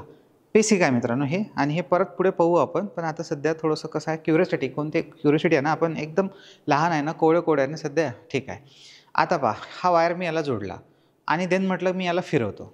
ओके, याला असं फिरवलं आहे. ओके, तर हा जो वायर आहे, हा एक वायर लावला म्हणून ठीक आहे, पण या कॉईलच्या सोबत हा वायरसुद्धा घुमत राहील. जर मी या कॉईलला फिरवत राहील ना, तर हा वायरसुद्धा घुमत राहणार. मला सांगा आता, हा वायर जर मी फिक्स करून ठेवला, हा लॅम्पसोबत जोडलेला असेल, किंवा अजून एक याचा दुसरा वायर आहे. ठीक आहे, हा जर मी याला असं लावला, ओके, तर या वायरला आडी पडेल आणि हा वायर तुटून जाईल.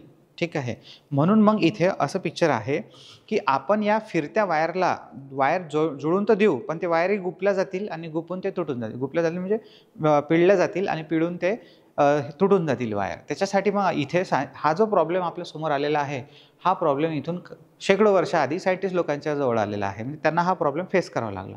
त्यांना समजलं होतं की आता या कॉईलपासून जर आपल्याला वीज घ्यायची असेल, तर या कॉईलला फिरवावं लागते, पण फिरवताना वायर तुटू शकतात. तर मग असं काहीतरी जुगाड पाहिजे होता की कॉईल फिरती राहिली पाहिजे, सप्लाय भेटला पाहिजे आणि वायर तुटला पण नाही पाहिजे. तर याच्यासाठी यांनी इथे याला 2 रिंग लावलेल्या आहे. ठीक आहे, हे जे आर्मेचर याला कॉम्युटेटर आहे. तर कॉम्युटेटर काय असते काय नाही ते पुढे पाहू आपण. पण थोडक्यात जर म्हटलं, कॉम्युटेटर हा ACचं DC करते, जनरेटरमध्ये मोटरमध्ये DCचं AC करते.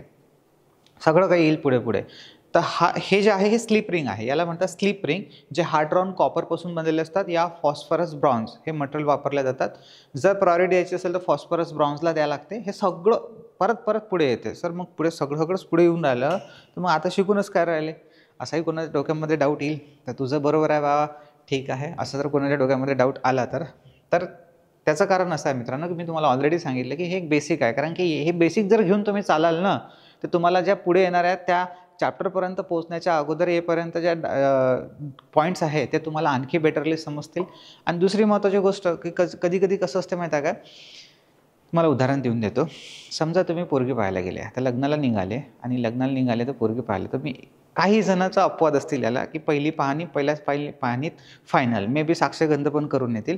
पण काही आपल्यासारखे म्हणजे काही असतात मुलं, की पहिली पाहिल्यानंतर नाही बा दुसरी पाहायची आहे. पहिल्या पाहणीतच जर समजा पोरीला नाही पाहिलं, तर डबल बोलावलं जाते की बया अजून चहा घेऊन या, का अजून पाणी घेऊन या. बिचारायला पाणी प्यायचं नसते, पण तरी पाणी बोलावलं जाते.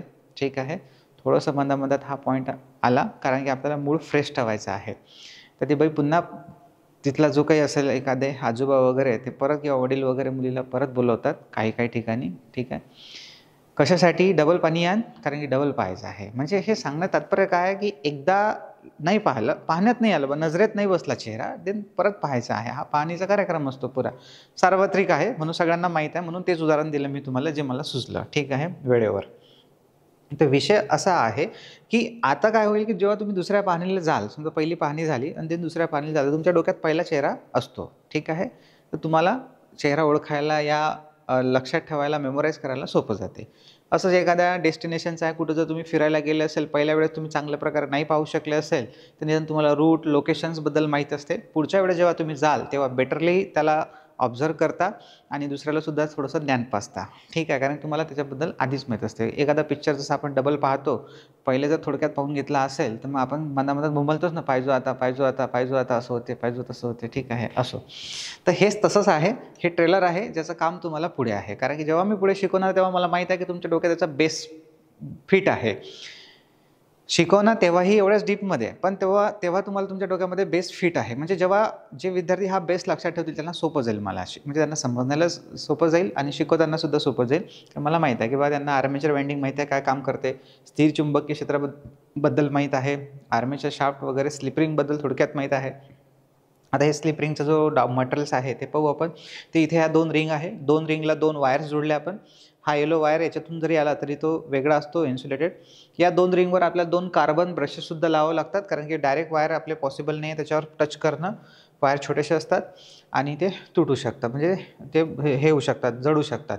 ते इथे आपण ब्रश लावले. जे ब्रश हे लुब्रिकेशनसुद्धा काम करतात आणि त्या स्लिप रिंगवर आलेला करंटसुद्धा गोळा करतात. तर हे आपले कार्बन ब्रशेस जे पाहिले असेल तुम्ही. आणि देन मग या 2 ब्रशेसपासून वायर घेतले आणि इथे लावला आपण एक लॅम्प, ठीक आहे. आता जेव्हा आपण या कॉईलला इथे रोटेट करू, जेव्हा या कॉईलला आपण या ठिकाणी रोटेट करू, तेव्हा काय होईल, की जशी हे कॉईल फिरेल तेव्हा हे चुंबकीय क्षेत्रसुद्धा कापल्या जाईल. आणि जेव्हा हे चुंबकीय क्षेत्र कापल्या जाईल, तेव्हा वरून फॅरेडेज म्हणेल, की पहा मी सांगितलं होतं ना, काय जेव्हा तुम्ही हे कॉईलला फिरवत असाल, तेव्हा वरून फॅरेडेज पाहिल तुमच्याकडे आणि तुम्हाला म्हणेल, पहा मी सांगितलं होतं ना, मी बरोबर बोललो ना. काय बोललो होतं, की जेव्हा जेव्हा तुम्ही स्थिर चुंबकीय क्षेत्रामध्ये कॉईलला किंवा कंडक्टरला फिरवाल, तेव्हा त्या कंडक्टरमध्ये EMF तयार होतो. बरोबर झाला का नाही EMF तयार? असं म्हणतो ना आपण, पहा मी तुला सांगितलं होतं का नाही, अभ्यास कर, पाय तू लागलं ना आता. असंच ते आहे. तर हे जे प्रिन्सिपल आहे, ओके. पहा मित्रांनो, मी शिकवत आहे ना, तर ऑब्व्हियसली मी या शिकवण्याला एन्जॉय करतो. हे माझं पॅशन आहे, म्हणून माझ्या चेहऱ्यावर नॅचरली आनंद येतो, ठीक आहे. आनंद यायचा आहे म्हणून नाही. आणि मी हे माझ्या आयुष्यभरही शिकवत राहील, तरी मी त्या पॉईंटला जाऊन तिथं हसणारच आहे. कारण की मला माहीत आहे, की हे सगळं नवीन आहे. प्रत्येक वेळेस जरी आपण पाहत आहे, पण प्रत्येक वेळेस काही ना काही याच्यामध्ये बदल होतच राहतो. बोलण्यामध्ये, शिकवण्यामध्ये, कन्सेप्टमध्ये. होऊ शकते कधी नेक्स्ट टाईम याच्यापेक्षा जास्त वेळ लागेल, अजून कमी वेळ लागेल. आणि विद्यार्थीसुद्धा बदलत राहतात, ठीक आहे. आता तुम्ही नवीन विद्यार्थी, मे बी काही असतील ओल्ड विद्यार्थी जे आणखी आपलं नॉलेज इम्प्रूव्हमेंट करण्यासाठी करत असेल रिपीट. पण हे इंटरेस्टिंग आहे सगळं. तर हे जे कॉईल आहे, जेव्हा आपण आता या कॉईलला फिरवू, तेव्हा त्या कॉईलकडून तिथे जे चुंबकीय क्षेत्र असेल ते कापलं जाईल.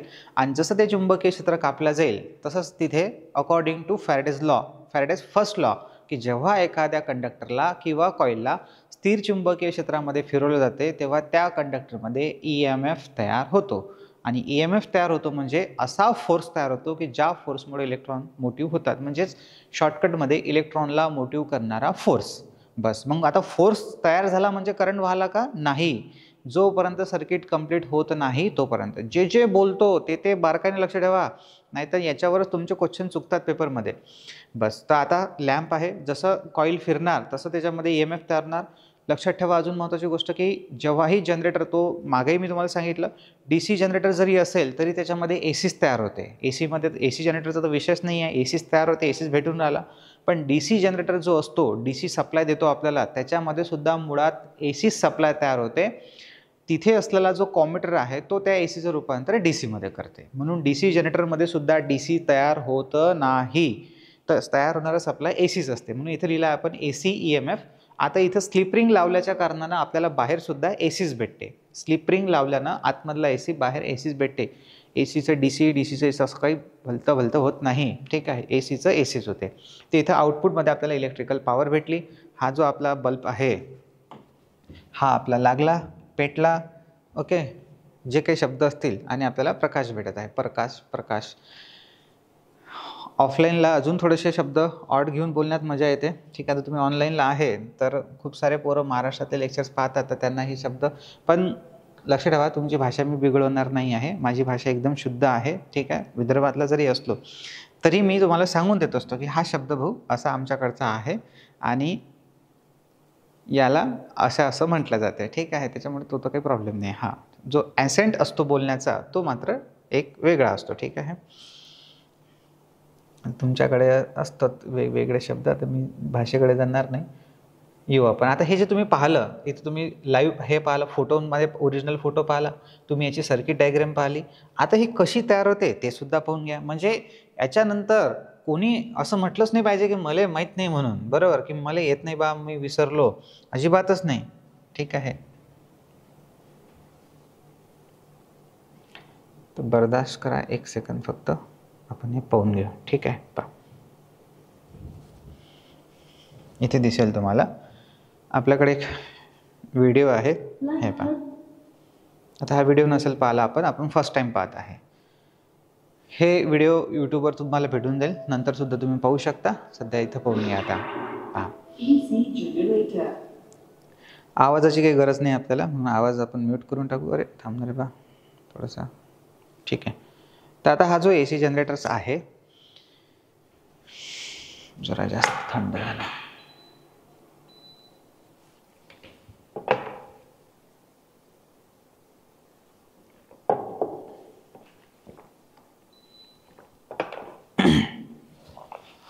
ठीक आहे, पहा भाऊ आपल्या सोफ्यावर बसलेले आहे आणि फॅनची हवा, TV वा काय तर चालून राहिलेले आहे. ठीक आहे, लाईट्स, फॅन, जेवढे आपल्या घरातले जे अप्लायन्सेस आहे, जसं ते दाखवलेले आहे, फ्रीज, फॅन वगैरे, हे आपलं चालत आहे इलेक्ट्रिसिटीवर.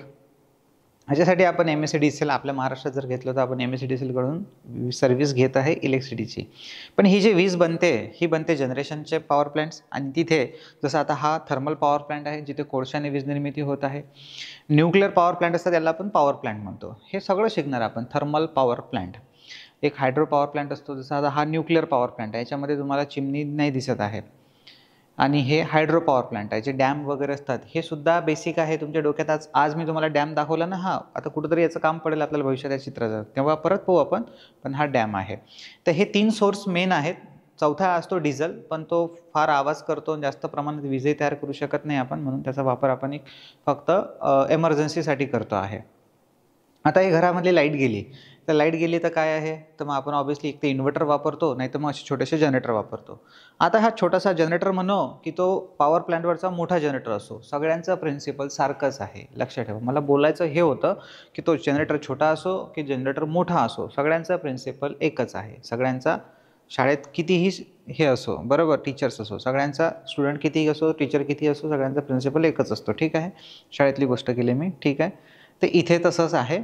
तर या सगळ्यांचा प्रिन्सिपल एकच आहे. प्रिन्सिपल तो नाही बरं, शाळेत जो असतो मुख्याध्यापक वगैरे. ठीक आहे, हे प्रिन्सिपल नाही आहे, हे त्यांचं हे AC जे जनरेशन करणारे आहेत, निकोला टेस्ला. आता यांच्याबद्दल आपण बोललोच होतो आणि पुढे बोलू आपण थोडक्यात. हे आहे फॅरेडेजचं म्हणणं. हे पहा, ही आहे रिबिन. हे सगळं पाहिलं आहे आपण. आठवत असेल तुम्हाला तर मी अशी पिक्चर तुम्हाला दाखवली होती याच चॅप्टरमध्ये, जास्त दिवस नाही झालेले आहे आता. आणि या कॉईलमध्ये पहा काय केलं, हे फॅरेडेज आहे इकडे, हे एवढाच हात दिसून आला याचा. ठीक आहे, तर हा फॅरेडेजचा किती मोठा हात होता EMF तयार होण्यामध्ये, तर एवढा मोठा हात होता. ठीक आहे, एवढा हा नाही बरं. ठीक आहे, तो गांधीजीवाला जोक तुम्ही पाहिला असेल. तर हा पुरा सिद्धांत आहे यांचा. यांनी जेव्हा पहिला एक्सपेरिमेंट केला होता तेव्हा असा केला की कॉईल घेतली, कॉईल म्हणजे रिबिन घेतली एक कॉपरची, आणि त्याच्यामध्ये जो मॅग्नेट आहे त्याला रोटेट केलं, आणि जेव्हा हा मॅग्नेट याच्यामध्ये रोटेट केला, फिरवला, तेव्हा कॉईलकडून तिथलं चुंबकीय क्षेत्र जे आहे ते कापलं गेलं आणि कॉईलमध्ये EMF तयार झाला. मी तुम्हाला आधीही सांगितलेलं आहे, एक तर तुम्ही कॉईलला फिरवा, चुंबकीय क्षेत्राला स्थिर ठेवा, किंवा मग कॉईलला स्थिर ठेवून चुंबकीय क्षेत्राला फिरवा. काही केलं तरी कॉईलमध्ये काय तयार होते, EMF तयार होते. म्हणजे दोनपैकी एक कोणतंही गेलं तर असं. आता या कॉईलमध्ये EMF तयार झाला की नाही तयार झाला, इथे पाहण्यासाठी आपण एक गॅल्व्हनोमीटर लावून ठेवलेलं आहे. तेव्हा नव्हतं गॅल्व्हनोमीटर, तेव्हा ते चार्जच्या याच्यावरून रिफ्लेक्शनवरून ओळखत होते, त्याच्यानंतर मग लागला. आता त्या तयार होणाऱ्या EMFची दिशा वगैरे ओळखण्यासाठी फ्लेमिंगचा राईट हँड रूल आहे. तर हा एवढासा हात आपल्याला भेटला फ्लेमिंगचा, जो सांभाळून ठेवलेला आहे मी. तर हा फ्लेमिंगचा ओरिजिनल हात आहे. तर फ्लेमिंगच्या हे 3 बोटांचे अर्थ काय आहे काय नाही हे पुढे पाहू आपण, ठीक आहे. तुम्ही विचारू नका, मी सांगणार नाही, कारण की तुम्हाला माहीत आहे ऑलरेडी. अरे हा आधी जेव्हा मी शिकवतो ना हा बेसिकचा, तर 1-1, 2-2 तास लागले मला हा टॉपिक शिकवायला, आणि शिकवणेही आउटपुट तेच आहे. त्याच्यापेक्षा थोडंसं आता मी यावेळेस तरी त्याला टाईम कॉम्प्रेस केलेला आहे, कारण हा पुढे परत येणार आहे. 3 वेळेस येते कमीत कमी हा topic. AC generator, DC generator, alternating current या सगळ्यांमध्ये येते, 3 वेळेस येते. हे पहा, जसं आता ह्या कॉईलमधले जे आहे ते इलेक्ट्रॉन्स फिरत आहे जेव्हा आपण या मॅग्नेटला जवळ दूर करत आहे. आता आपण थोडंसं फास्ट जाऊ समोर. हे पहा, बरं, थोडंसं फास्ट गेल्यापेक्षा पहिले समजून घ्या थोड्याशा गोष्टी काय आहेत. आता एक एक गोष्ट इथं कशी काय अरेंज झालेली आहे. तर पहा, हे आले 2 मॅग्नेट घेतला, बरं. 2 मॅग्नेटच्या मधात आली ही कॉईल, ठीक आहे, आर्मेचर कॉईल. देन आले 2 स्लिप रिंग त्याला, ठीक आहे, जोडले. हे पहा, हे वायर वेगवेगळ्या बरं, एक रिंग एका वायरला, दुसरी रिंग दुसऱ्या वायरला. जरी हा वायर याच्यामधून आला तरी तो त्या रिंगला जोडलेला नाही आहे, इन्सुलेटेड आहे. देन याच्यावर हे 2 आले काळ्या कलरचे कार्बन ब्रशेस, जे करंट गोळा करतात आणि एक तिथे लुब्रिकेशनचं सुद्धा काम करतात, कारण हे फ्रिक्शन होते ना इथं. जेव्हा ह्या रिंग फिरतील तेव्हा ते घासलं जातं त्या ब्रशसोबत, म्हणून हे ब्रश वारंवार आपल्याला चेंज करावे लागतात जेव्हा त्यांची झीज होते. आता केव्हा झीज होते सर, केव्हा बदलवला पाहिजे, हे DC जनरेटरमध्ये जेव्हा येईल तेव्हा सांगतो. तर हे वायर्स असतील याला, आणि देन वायरपासून आपल्याला इलेक्ट्रिकल सप्लाय भेटेल, ठीक आहे. तर इथे आता वायरपासून सप्लाय चेक करण्यासाठी आपण एक गॅल्व्हनोमीटर कनेक्ट करू. पहा, सध्या कॉईल आहे, तो कॉईल फिरत नाही आहे. कॉईल जस्ट आपण ठेवलेली आहे. अशी तुम्ही 100ही वर्ष ठेवली तरी कॉईलला काही दया येणार नाही, आणि त्याच्यामध्ये काही तिळभरही EMF तयार होणार नाही आहे. जोपर्यंत त्या कॉईलला आपण फिरवणार नाही तोपर्यंत चुंबकीय क्षेत्र कापल्या जाणार नाही, ठीक आहे. व्हिडिओ थांबला होता आपला. चलो, आता पहा, हे गॅल्व्हनोमीटर आहे. काटा हलत आहे, याचा पॉइंटर जो आहे तो हलत आहे. जसं जसं आपण या कॉईलला फिरवत आहे, पहा इथे आहे चुंबकीय क्षेत्र, जे डोळ्यांना दिसत नसते, पण आता त्यांनी दाखवलं आहे कारण आपल्याला समजून घ्यायचं आहे. आणि हा शाफ्ट आहे ज्याच्यावरती कॉईल फिट केलेली आहे. आता हा शाफ्ट, ही कॉईल ऑटोमॅटिक नाही फिरत आहे मित्रांनो, त्याला कोणतरी तिकडून फिरवत आहे, पण ते नाही दाखवलं त्या डायग्राममध्ये, तर समजून घ्या. तर या शाफ्टला आपण फिरवत आहे, आणि जेव्हा आपण या शाफ्टला फिरवत आहे तेव्हा ती कॉईल फिरत आहे. पहा, आता जेव्हा ही कॉईल फिरत आहे तेव्हा या कॉईलकडून पहिलं तर काय होईल, कॉईलमध्ये EMF तयार होत आहे, पण EMF तयार होण्याआधी या कॉईलकडून हे चुंबकीय क्षेत्र कापल्या जात आहे. आणि जसं त्या कॉईलकडून ते चुंबकीय क्षेत्र कापल्या जात आहे तसं त्या कॉईलमध्ये EMF तयार होत आहे. लक्ष ठेवा, पण तयार होणारा EMF AC आहे. AC म्हणजे आता लिहिली आहे तुम्ही डेफिनेशन. AC म्हणजे जो आपली किंमत आणि दिशा सतत बदलते. म्हणजे याच्यामध्ये जो तयार होणारा EMF असतो ना, तो एकदम स्थिर नाही होत, कधी जास्त कधी कमी, कधी जास्त कधी कमी असा. आता तो कधी काऊन असा होते हे सगळं आपण अल्टरनेटिंग करंट या चॅप्टरमध्ये शिकणार आहे. तर पहा, समजलं का प्रिन्सिपल, सिद्धांत तुम्हाला. पाहता आता हे जे आहे, जे सिद्धांत आहे, फर्स्ट लॉ आहे जो आपण लिहून घेतला आहे थोड्या वेळा अगोदर. फर्स्ट लॉ तो अजून परत लिहिणार आहे, तो पाठ करा लागत नाही, तो पाठ होऊन गेला पाहिजे आपला, ठीक आहे. तर तसं इथे आहे की हा जो आहे ते म्हणतात ना, प्यार कियाने जाता हो जाता है, बस असंच आहे. डेफिनेशन पाठ नाही करा लागत, ती पाठ झाली पाहिजे आपली ऑटोमॅटिक, नॅचरली आपल्याला समजली पाहिजे. तर हां, मे बी आनंद झाला असेल तुम्हाला, काहीतरी पिक्चरचा डायलॉग मारला तर. जास्त डायलॉग जमत नाही मला, डायलॉग आहे तो शब्द, पण हे चांगला तेव्हाच वाटतं जेव्हा डायलॉग हा ऐकतो आपण, ठीक आहे. आपल्याला हसत खेळत हे सगळं पाहायचं आहे, बरोबर. कारण की हे लेक्चर्स बोर पण नाही झाले पाहिजे आपल्याला, आणि तर मग आपण पाहूनच राहिलो आहे, बस सकाळ झाली लेक्चरला, असं नाही. कधी कधी नाही आला एखाद्या लेक्चरमध्ये, समजा नाही कधी सापडतच नाही आपल्याला एखादा टॉपिक हसायसाठी, सिरियस टॉपिक असतो तो त्याला सिरियसलीच घ्यायचं, बरोबर. जेव्हा आलं तेव्हा हसून घ्यायचं, मोकळं होऊन जायचं, ठीक आहे. आणि पण त्याला एन्जॉय करा, त्याचे सगळे कन्सेप्ट समजून घ्या, त्याच्यातलं क्युरिओसिटीच हवा की आपल्याला काहीतरी नवीन शिकायला भेटत आहे. आणि या नॉलेजचा फायदा आपल्याला MCQ सॉल्व करताना वापरायचा आहे. नाही तर मग MCQ वाचून राहिलो आहे म्हणजे मल्टिपल चॉईस क्वेश्चन वाचून राहिलो आहे आणि त्याचा अर्थच नाही कळून राहिला, त्याचं उत्तर सांगता नाही येऊन राहिलं, तर हे नाही. काही शिकू राहिलो आपण, बरोबर, प्रश्नांचं उत्तर देण्यासाठी, बरोबर, ते माहीत आपल्याला. तर मग आता जो ॲज अ लॉ आपल्याला विचारला आणि आपल्याला पाठ करायचं असेल तर आपल्याला हे चित्र आठवलं पाहिजे.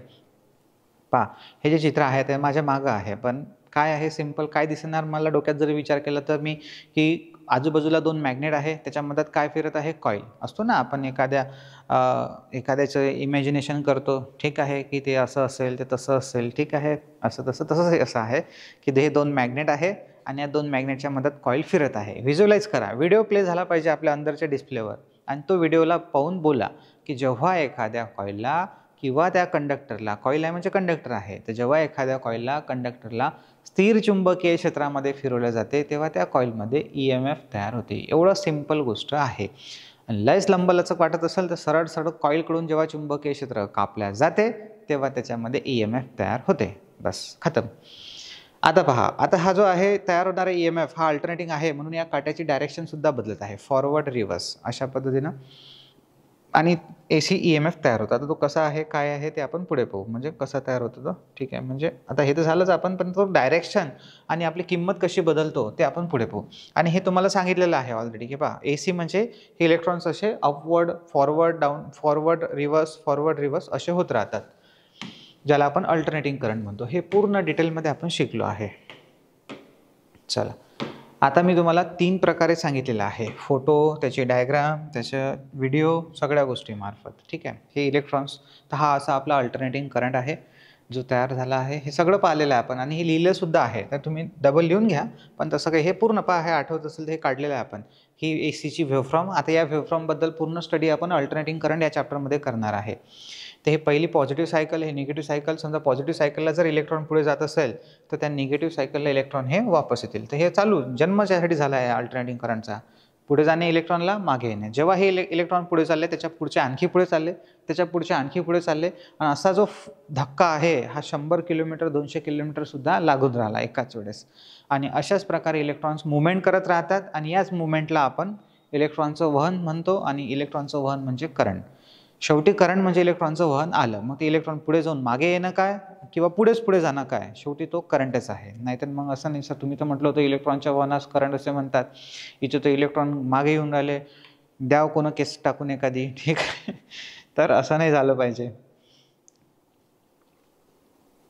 होप तुम्ही हे लेक्चर एन्जॉय करत असेल. तर अशा पद्धतीने जे आहे ते तुम्हाला समजलं असेल अल्टरनेटिंग करंट कसा तयार होत होतं. तर आता ही डायग्राम काढून घ्या, हे तुम्ही मागाशी लिहिलेलंच आहे, हे डायग्राम काढून घ्या नसेल काढली तर. याचं वर्किंग लिहून घेण्याची गरज नाही आहे, पुढे लिहितो आपण, सध्या फक्त डायग्राम काढून घ्या. तर इथे आपलं खतम झालेलं आहे magnetically generated electricity. Magnetically generated electricity जी आहे ती संपली आहे. अशा पद्धतीनं मॅग्नेटिकली इलेक्ट्रिसिटी जनरेट होते.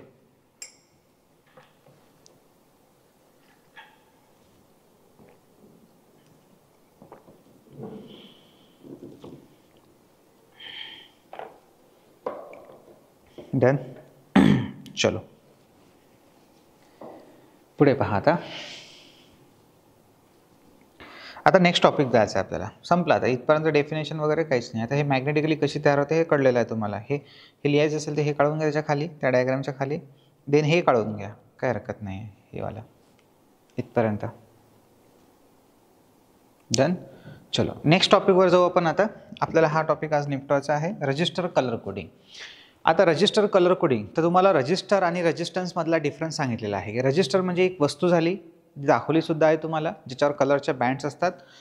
ओके, लागलं तर पुन्हा एकदा दाखवून देतो आहे, एक सेकंड, म्हणजे होऊ शकते कोणा डोळ्या गिया लावला असेल तेव्हा त्याला माहीतच नाही बा.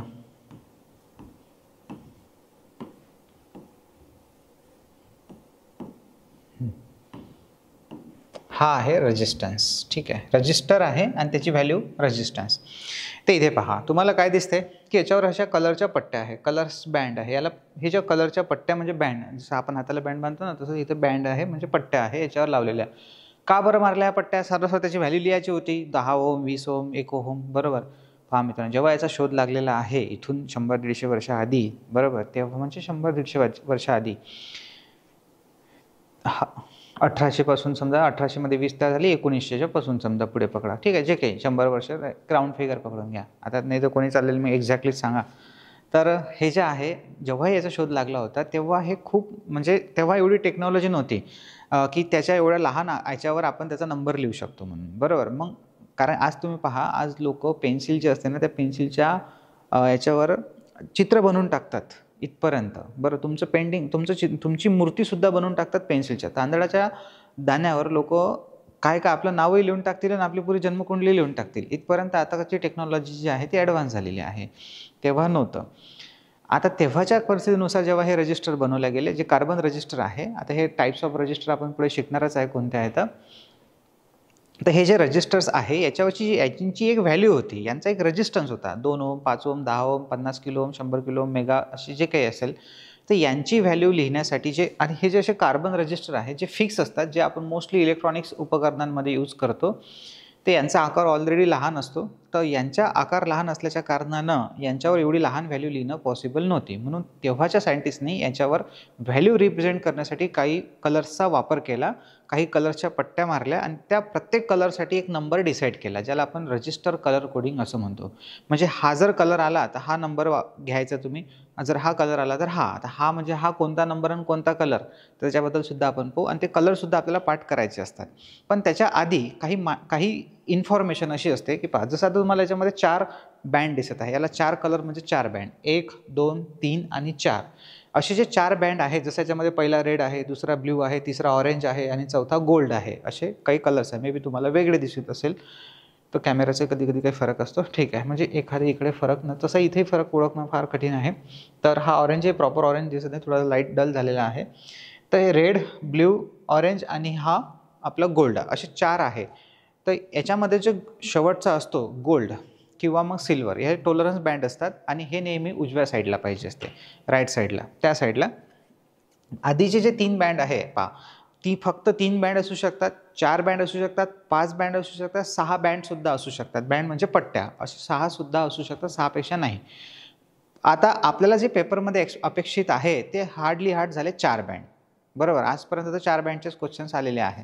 पण आता थोडंसं या बॅचमध्ये थोडंसं 5 बँड आले तर कसं सॉल्व्ह करायचं, 6 बँड कसे आले तर कसं सॉल्व्ह करायचं ते सुद्धा सांगणार आहे मी. पण ते काही एवढं माझ्या मते तर एवढं इम्पॉर्टंट नाही आहे, म्हणून आपण त्याला एवढी इज्जत देणार नाही. फक्त ऐकून घ्यायचं, पाहून घ्यायचं, पण अभ्यास करताना जास्त करून 4 बँडपर्यंत काही करून आपल्याला आलं पाहिजे. तर हे जे 4 बँड असते त्यातलं जे एक बँड असते दूर असते थोडीशी, तर ती राईट साईडला ठेवायची असते आणि बाकीच्या म्हणजे आपण जेव्हा या रजिस्टरचा व्हॅल्यू काढणार तेव्हा ती बँड राईट साईडला असली पाहिजे. ते इथे पहा, हे सगळी थेरी समजून घ्या. इथे पहा 3 बँड आहे, एक आहे रेड, ब्ल्यू, ऑरेंज, जो आता दाखवला होता आपण तोच आहे रेड, ब्ल्यू, ऑरेंज आणि इकडचा आहे गोल्ड. तर हा जो गोल्ड असतो, आता टॉलरन्स बँड फेमस 2 आहेत, सिल्वर आणि गोल्ड. पण काही अजूनसुद्धा टॉलरन्स बँड आहे. ओके, जेव्हा आपण आता ॲडव्हान्स रजिस्टरकडे जातो तेव्हा मग रेडसुद्धा असतो, ब्राऊनसुद्धा असतो टॉलरन्स बँडमध्ये. तर ते आपण नाही पाठ केले तरी चालेल, जे महत्त्वाचे आहे पहिले ते समजून घ्या. तर टॉलरन्स बँड जे आहे हा बदल दर्शवत असतो. आता बदल काय दर्शवतो, कशातला दर्शवतो, सगळं समजून घ्यायचं आपल्याला एकदा. पण पहिले एक समजून घ्या की हा जो टॉलरन्स बँड आहे हा always keep right side, keep right side. म्हणजे जेव्हाही तुम्ही याची व्हॅल्यू मोजाल तेव्हा हा जो टॉलरन्स बँड आहे हा आपल्या उजव्या हातावर असला पाहिजे. नंतर मग टॉलरन्स बँड आला डावीकडे, कलर गेले तिकडे, तर व्हॅल्यू खतम, सगळ्या गडबडल्या व्हॅल्यू आपल्या. तर टॉलरन्स बँड एक्झॅक्टली असतं कशासाठी, तर असते ना कधी कधी की आपण एखाद्याला जेव्हा सांगतो की पायावा असं आहे, म्हणजे थोडं 19-20 असू शकते संपत, किंवा एखाद्याला आपण काहीतरी पैसे दिले आणि एखादी नोट आपण मोजले नाही आहे, तर तो त्याला म्हणतो ना आपण पाहिजे एखादी नोट कमी जास्त असेल, जर 10च्या असतील तर, 500च्या असेल तर नाही जात, कमी नाही जात, जास्त नाही जात. ठीक आहे, कमी जाऊ शकते, जास्त नाही जात देताना. ठीक आहे, तर असंच काहीतरी 19-20 वाला कार्यक्रम.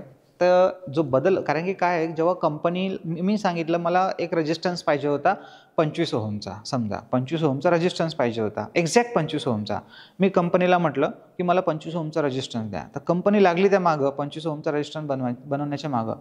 पण ते काही करून 25 ओहमचा बनवूच नाही शकत, कारण की जेव्हा ते त्याची व्हॅल्यू बनवण्यासाठी ते मटेरियल घेणार कार्बन, तर ते काही एक दाना मोजून त्याच्यामध्ये टाकणार नाही आहे. ते एकदम ग्रामचा हिशोब नाही आहे. ते एवढंही केला तरी काही ना काही बदल होतोच त्याच्यामध्ये, 1%, 2%, 5% असा.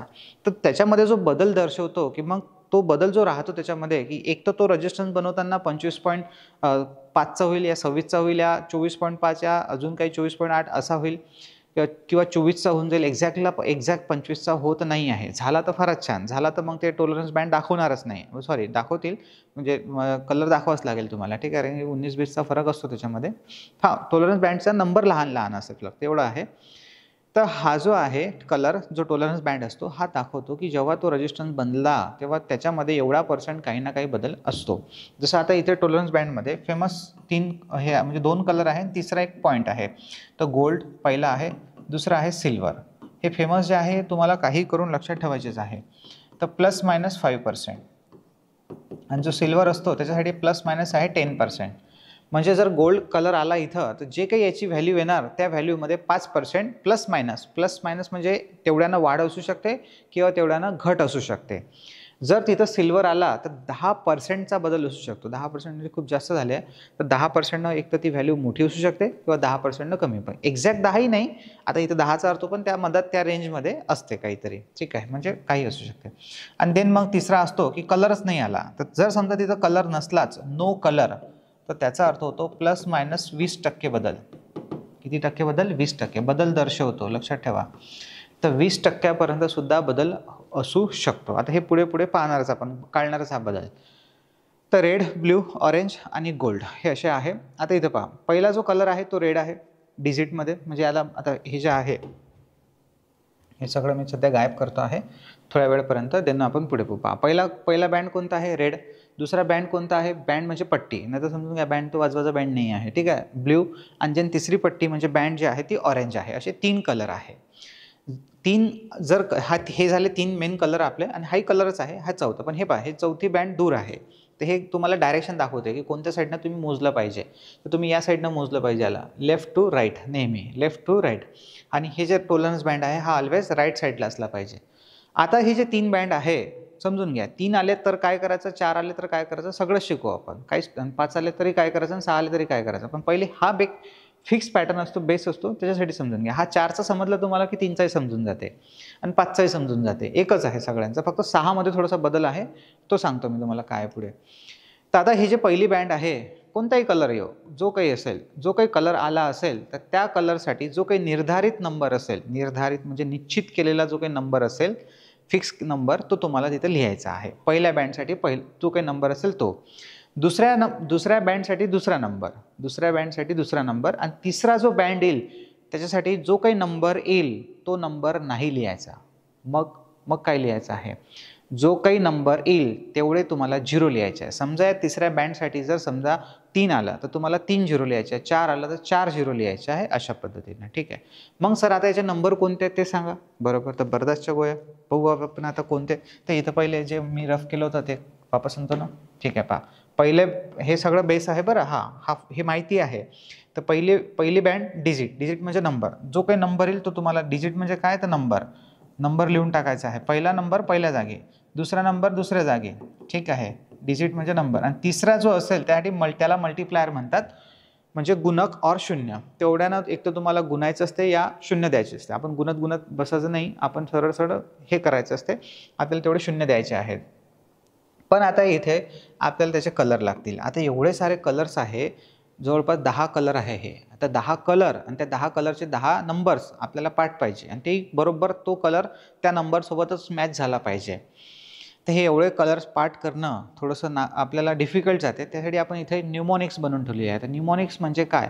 तर न्यूमोनिक्स म्हणजे त्याचा काहीतरी जिंगल टाईप लॉजिकल अर्थ, बरोबर. जसं आता इथे पहा, हे जेवढेही कलर्स आहे हे पाठ करण्यासाठी आपण एक फेमस न्यूमॉनिक्स आहे, जे तशी तर ते पुस्तकामध्ये अशी आहे, B B Roy go to Great Britain very good wife अशी आहे.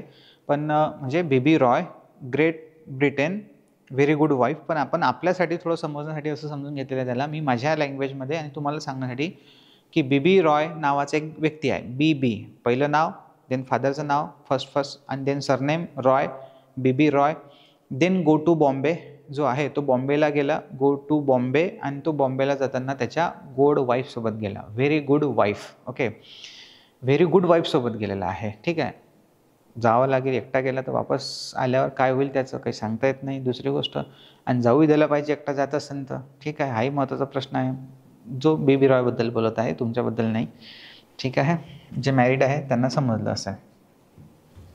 तर इथे जो आहे तोच तुम्हाला इथं वापरायचा आहे. पहा, हा जो निमॉनिक्स आहे कोड, हा तुम्ही बोलणार इथं काय, बीबी रॉय असं लिहिताना पद्धत अशी ठेवा, बीबी रॉय गो टू बॉम्बे. तसं तर मुंबई आहे पण आपण इथं बॉम्बे शब्द वापरला. तर B B Roy go to Bombay very good wife. Okay, mother नका घेऊ, वाईफच घ्यायचा आहे. ओके, जरी तो आईसोबत गेला असेल तरी इथं चालणार नाही आपल्याला. यम आला तर खतम आहे, ठीक आहे. यम वरून आपला कलरही मॅच होणार नाही, नंबरही मॅच होणार नाही. तर इथं जे कोड लिहिलेला आहे आपण आता याच्यामधले जे पहिले अल्फाबेट्स आहे त्याला घ्या फक्त, पहिले अल्फाबेट्स आपण हा हे तिन्ही घेऊन घ्यायचे. देन याचा फक्त पहिला, देन हा. टूला इज्जत नाही आहे इथं, नाही तर टी घेऊन घ्यायचा. व्ही, जी आणि डब्ल्यू जेवढे नंबर्स आहे 10 नंबर्स आहे टोटल इन्क्लुडिंग झिरो पकडून 10 नंबर, झिरोसुद्धा एक नंबर आहे. तर झिरो पकडून 10 नंबर्स आहे. तर 10 नंबर बरोबर 10 कलरसोबत मॅच झाले पाहिजे. एकही कमी जास्त पडला तर खतम झालं आपलं काम. आता थोडंसं याला दूर लिहितो पहा. हा जो आहे बी, आता तुम्हाला जेव्हा पेपरमध्ये लिहायचं तेव्हा हे नाही लिहित बसायचं, डायरेक्ट लिहायचं पहा.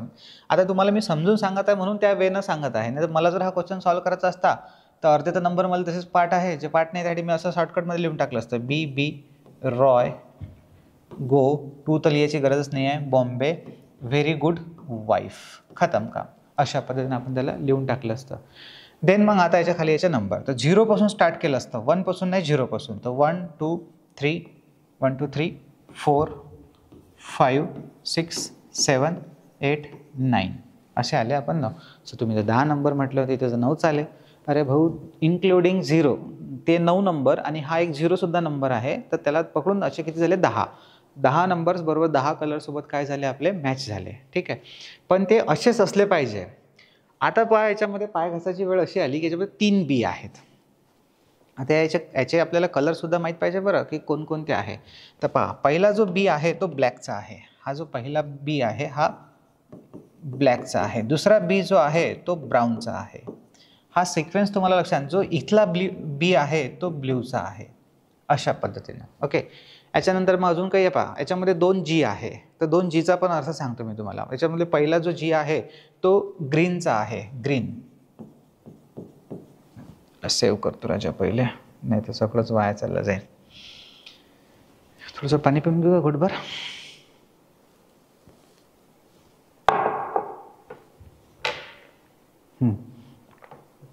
आपली वेळ होत आली आहे. ठीक आहे, आपल्याला हा एवढा कॉन्सेप्ट पाहायचा आहे. देन मग बाकीचं नेक्स्ट लेक्चरला पाहू आपण. तर हा जो जी आहे हा ग्रीनचा आहे आणि हा जो जी आहे हा ग्रेचा आहे. लक्षात ठेवा, ग्रे कलर्स.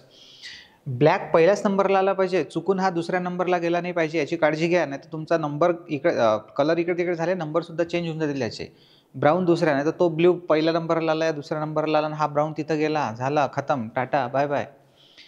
म्हणून काळजीपूर्वक लक्ष ठेवा, ब्ल्यू हा दूर आहे आणि हे ब्लॅक आणि ब्राऊन. तर पहिले ब्लॅक आहे नंतर ब्राऊन आहे. आता पहिले ब्लॅक की ब्राऊन याच्यात जर तुम्हाला कन्फ्युजन होत असेल तर ABCDनुसार पहिले यल येते, देन आर येते. बी तर कॉमनच आहे, यल इथे यल आहे ते यल लिहिला, देन दुसऱ्या नंबरला आर लिहिला, अशा पद्धतीने. देन हा जो आर आहे हा आहे रेड, हा जो ओ आहे हा आहे ऑरेंज, हा वाय जो आहे हा आहे येलो. ठीक आहे, देन हा ब्ल्यू झाला आणि हा जो व्ही आहे हा आहे व्हायलेट आणि हा जो डब्ल्यू आहे हा आहे व्हाईट, अशा पद्धतीनं. तर सगळे कलर्स तुम्हाला लिहून दिलेले आहे. आता हे कलर्स तुम्हाला ओळखता येतात एवढे, आणि हे त्यांचे नंबर्स आहे. बस जो कलर आला त्यासाठी तेवढा नंबर तुम्हाला लिहायचा आहे. जर मल्टीप्लायर बँड असेल म्हणजे तिसरा बँड असेल तर मग त्यासाठी तुम्हाला तो नंबर जो आला तो नंबर न लिहिता त्यासाठी तेवढे 0 लिहायचे आहे. कसे तर ते पाहू आपण आता. ठीक आहे,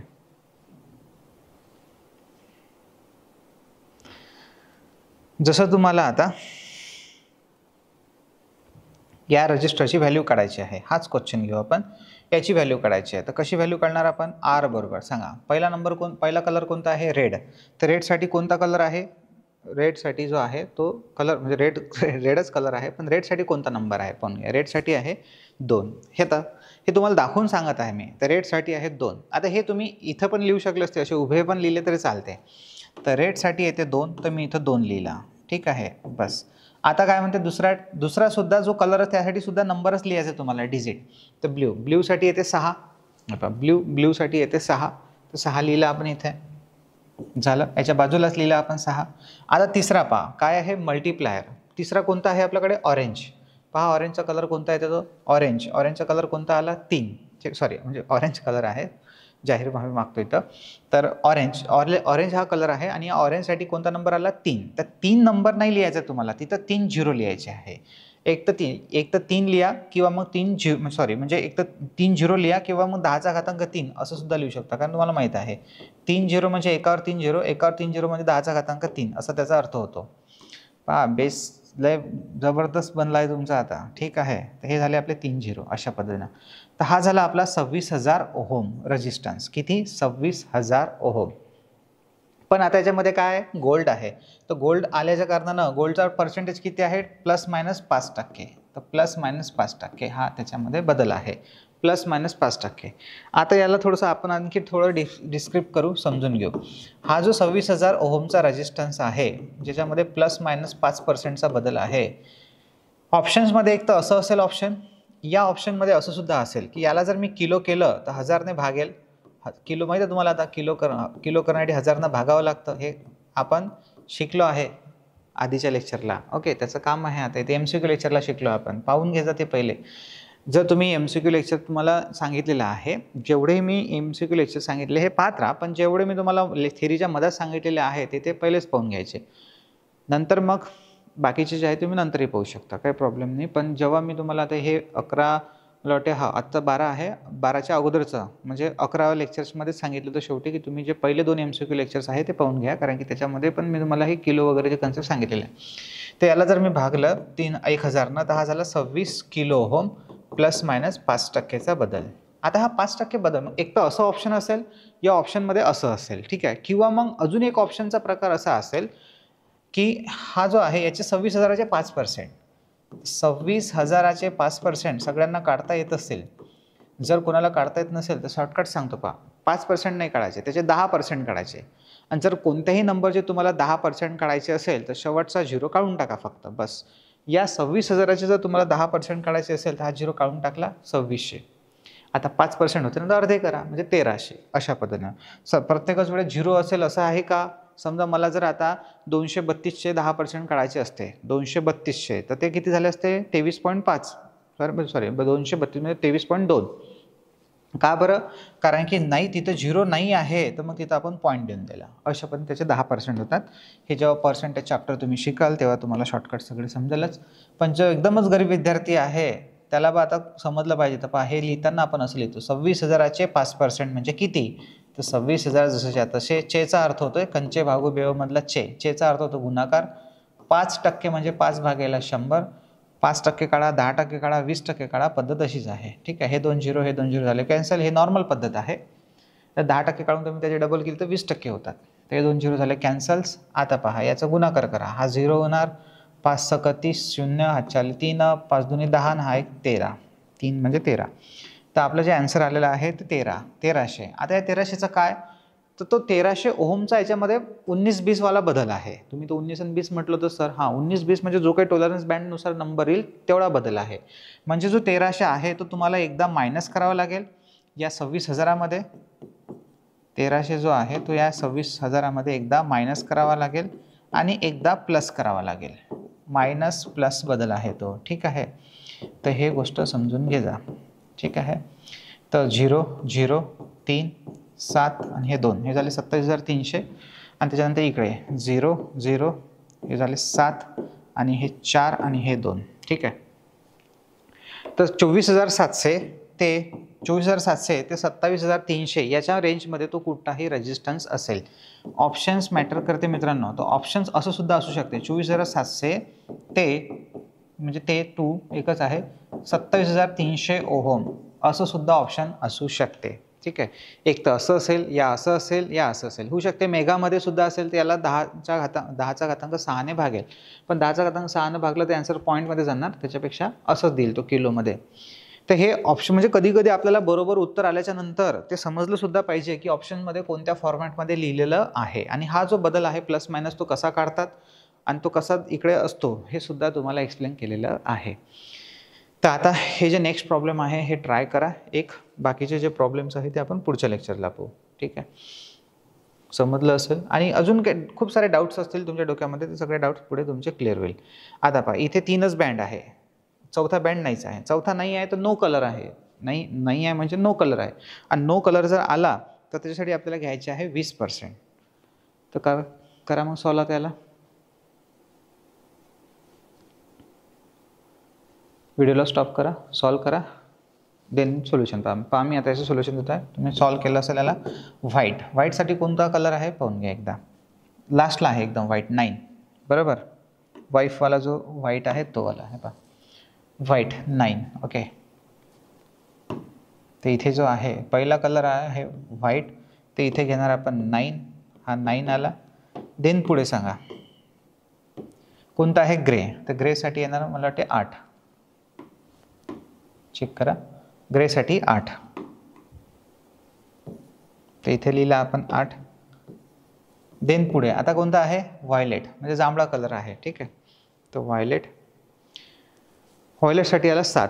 लकीली तिकडूनच हे कलर आले सगळे, तर काही हरकत नाही आहे. म्हणजे 9, 8, 7 तसं सर असं काही तर नाही. आता जो 7 आलेला आहे तो 7 तुम्हाला 0 लिहायचे आहे, 7 नाही लिहायचे आहे, 7 0 लिहायचे आहे. 3 आणि 3 6 आणि 1 7 0 आणि हा झाला ओहोम. जर तुम्हाला 7 आला आहे, हा जो व्हायलेट आहे, एक तर 7 0 लिहा किंवा मग तुम्ही त्याला असं पण लिहू शकता ऑरमध्ये, आर गुणेला हा 9 8 गुणेला याला मल्टिप्लायर जो आहे त्याचा तुम्ही असं करू शकता डायरेक्ट 10चा घातांक 7 असं सुद्धा तुम्ही त्याला गुणू शकता आणि याला असं म्हणू शकता ओहोम. ठीक आहे. आता हा जो 10चा घातांक 6 आहे याच्यातला एक, हे 10चा घातांक 7, 6 आणि 7, तर त्या म्हणजे 6 बोललो तर चुकी ना. तर 10चा घातांक जो 7 आहे त्यातला एक 0 इकडे लिहा आणि इथे 6च लिहा, कारण हे 7 0 आहेत ना. तर एक 0 मी याच्यावर लिहितो, तर या 8च्या समोर, तर इथे किती 0 उरले आता, 6. तर पहा हे झालं असं 980 गुणिले 10चा घातांक 6 ओहोम. 980 10चा घातांक 6 म्हणजे या 980, 10चा घातांक 6 म्हणजे मेगा, तर हा मेगा ओहोम झाला, मेगा ओहोम अशा पद्धतीनं. ठीक आहे. तर आता इथे आणि टॉलरन्स बँड नाही आहे, no tolerance band. No tolerance band म्हणजे 20% बदल. ठीक आहे. तर इथं प्रत्येक व्हॅल्यूमध्ये तुमच्या ±20% होत राहणार. तर तुम्ही इथं जेव्हा मेगा ओहमचे करणार तेव्हा सुद्धा याच्यामध्ये 20%चा बदल असेलच. ठीक आहे, ±20%. अजून एक महत्त्वाची गोष्ट सांगतो, डाऊट जो आहे इथला तो म्हणजे असा की हे जे आपण लास्ट प्रॉब्लेम सॉल्व केलेला आहे इथे, हे जे आपण 5% काढले हे 26,000चे काढले, कारण की तो 26,000 ओहममध्ये होता. जर हा किलो ओहममध्ये असेल तर तुम्ही या 26चेच 5% काढायचे, लक्षात ठेवा. 26चे 5% आणि मग ते मायनस करायचे किलो ओहममध्ये.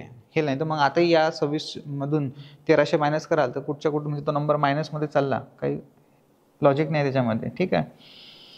तर हे प्रॉब्लेम आपण सॉल्व केलेला आहे. ओके, आता हे प्रॉब्लेम तुम्हाला होमवर्कला आहे. हे प्रॉब्लेम तुम्ही करा. नेक्स्ट लेक्चरला याचा आन्सर पाहू. कोणीही व्हॉट्सअपवर पाठवणार नाही किंवा कुठेही आन्सर विचारणार नाही. याचा आन्सर जे आहे तुम्ही बरोबर जरी काढलं तरी बर्दाश्त ठेवा. पुढच्या लेक्चरला मी याचा आन्सर सांगतो. ठीक आहे. सो इथं थांबू आपण, भेटू पुढच्या लेक्चरला. Bye bye.